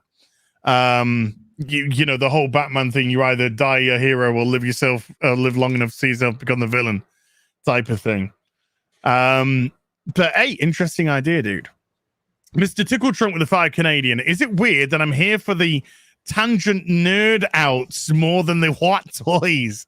I feel like I keep sitting down just to eat the icing off the cake. Hey, that's all good, dude. Whichever one floats your boat. Mr. Tickle Trunk again with a 2 Canadian. P.S. That last tangent of icing was good. Scott Purdy with a £5 says DS9 Far Beyond the Stars was a great episode. Have New Trek even seen this? or any other classic episodes, you guys need to do a Star Trek show. You know, I've been meaning to ask you about that. It would be interesting to not do a review show of Star Trek like every episode, but if we did a weekly show where you and I traded off our favorite episodes. Oh, so it would be kind of like The Prisoner show, but we would discuss Star Trek, and you'd give me an episode one week, and then I would give you an episode, and we each watch the episode and then discuss the episode. And it would be our personal, so it's not just your standard review show. It would be you and I, so people would learn about our personalities because of the episodes we'd pick. You'd explain to me why you pick like whichever one, like we trade off on Hot Toys and Fully Articulated. You know, if it was on your channel, the week it was on your channel, you'd say, okay, Rob, I've picked this episode and here's why. And then we go from there. And it would be interesting because we wouldn't necessarily announce. Part of the show would be to see what episodes we pick. What episode is it gonna be? And we wouldn't tell anybody beforehand. I mean, people would know after the episodes went up. Sure. But it would be really interesting to do, and it would be open to all of Star Trek. So it's not just like TOS or TNG or whatever. It'd be open to everything. So okay, so any of canonical Star Trek, so that finishes after Enterprise. Yes. Great. Yeah, that works for me. I think, wouldn't that be cool? Yes. You know, and we'd have to have some, I don't know, like some title that it would explain that it's a personal journey through the franchise, something like that, you know, and so that's what it would be. And it would be like, and we could, I think it'd be really interesting because I would be interested, like, and you'd have to tell me what the episode is because I'd want to go back and watch the episode. You have to go and watch the episode. You know, I'd have to watch so we could talk about it. But it would be really interesting because there's so much commentary on Star Trek on the internet that, you know, it'd be interesting to see what other people, and we could really educate ourselves and eat with each episode. And I think it would be fun, although we might want to announce for our viewers so they could watch the episodes too. But I mean, maybe we should announce the episodes so people could watch along. At the end of the show, you could announce the next episode. The person says, right, my episode for next week is going to be yes. Boom. And that's like the cliffhanger of the show type of business. We should do that. I like that. You know, I mean, because it would be interesting. I would be interested because I would be like, just like we both know we love The Prisoner, but with Star Trek is inherently sort of, especially Star Trek and Star Trek: The Next Generation, and Voyager to a certain extent are anthology shows. Yes. Every episode's different. Sometimes you get comedies, sometimes you get dramas, sometimes you get romance, and you got the same characters. But it would be interesting to see. I'd be curious. It would help me get to know you as what does Star Trek mean to you? And I'm going to learn. I'm going to learn through your favorite episodes, which I'm sure a lot of our episodes will overlap. But sometimes they might. But when you've got the whole body of Trek, it's going to be interesting which one you pull out the hat that week. Yeah, and I wouldn't be like people. Oh, Rob's just going to do TOS episodes. No, I wouldn't. I wouldn't do just TOS episodes because that would be boring. The whole point would be to change it up. Yeah. You know, and it wouldn't be just like, let me talk about Prince Spock and McCoy. I mean, just talk about Star Trek as a concept. I like this. Yeah. I don't know what it would be, but I don't know what it would be called. Maybe maybe viewers would have a good name for this kind of a show. I don't know. Could be kind of neat though. I just muted myself because I farted. Oh. Because it's so good. The gas was so you had gas gurgling and you were ready to go. My body was like, I'm ready to explode. Yeah. I'll have to think about a title. Yeah. Think about a day as well. I think I've got Mondays and Fridays free at the moment. Yeah. No, Mondays and Thursdays, sorry. We could still do it. Thursdays are actually really good for me. So because I don't do the John Campy show on Thursday, so okay, you know, we could do it at any because actually start a little bit earlier. Yeah. Nice. Yeah, we can start like at 11 o'clock or something. Yeah. something if you're not on with Gary or whatever. Yeah, I was going to say to not to overlap with Gary, so I'll see what time Gary, because Gary starts at, he does Nerdrotic Nooner, which starts at midday, obviously, which starts 8 o'clock my time. So if you set it at 10 a.m., which would be 6 my time, we'd get it done within that couple of hours easy. Yeah. So we should have an opening slot there, so to speak. Yeah, it'd be the kind of show we could even bring a guest on to discuss Star Trek in general. You know, yeah, I want to speak to somebody from Oh, they blocked you. Yeah. Yeah, it's true. What are you gonna do? But we can still do the show. Let's get Tim Ross on. Oh no. Okay, maybe not after what he said recently. Mr. Buttcrack Media with a $1 50 Canadian phallic what dog, and Mr. Buttcrack Media with a $1 50 Canadian connoisseur mustache. Velox Aquitus, maybe Aquitus, with a $5 says, "I'm so close, ladies, to buying the Eagle Moss Enterprise build-up. How's yours going? I'm just accumulating the parts. Me right too. now. Me too. I'm getting the parts, but there is that one British dude who's building it. I can't believe how big it is. It is a big boy, ladies. Yeah, it's good. I'm gonna have to have it dangling from the ceiling. Mr. Tickle Trunk with a 5 Canadian says, when someone calls you one of those horrible words, come back with, you familiar with the boy who cried wolf? It's dangerous to call people who that on. I just prefer to call them retarded. That's what they are. It's just call them what they are. It's fucking dumb. It's dumb. Don't be so eloquent. You know? Maybe I'll buy myself an outfit where, once upon a time you could have done that edgy humor. You're a Nazi. Next time, just show up in an outfit. Hello. Can't do that. the irony is, and the irony of that, you can't do it because you defend Jews. And the other one is being called a fucking Nazi. Do you get the irony? Okay. Aaron T with a £10 says, I would love to hear you both discuss individual episodes of Star Trek. Yeah, it's an interesting idea, and we are caught up, sir. We are there. Boom, done. All right. Wow. By the way, Redeemer, I just gotta say, Redeemer says, check out the TOS Enterprise kit from Polar Lights. It's the 1/350 scale. It's not hard to paint. He says he's too much of a pussy to paint it. You can do it, dude. Rattle can that shit up. You can make it look good. Yeah. Do it. Do it now. Robert, as we have come to the end of this wunderbar show, do you have anything you'd like to plug, sir? Well, yes. As many people know, a movie I made, an independent film that I produced, edited. I was the post supervisor and the VFX supervisor, and also the voice of Moses in the film. Nice. Is opening in Miami, Florida, all around South Beach this weekend. It's also opening in Palm Springs, and it's called Tango Shalom. It continues to play in the LA area and the New York City area.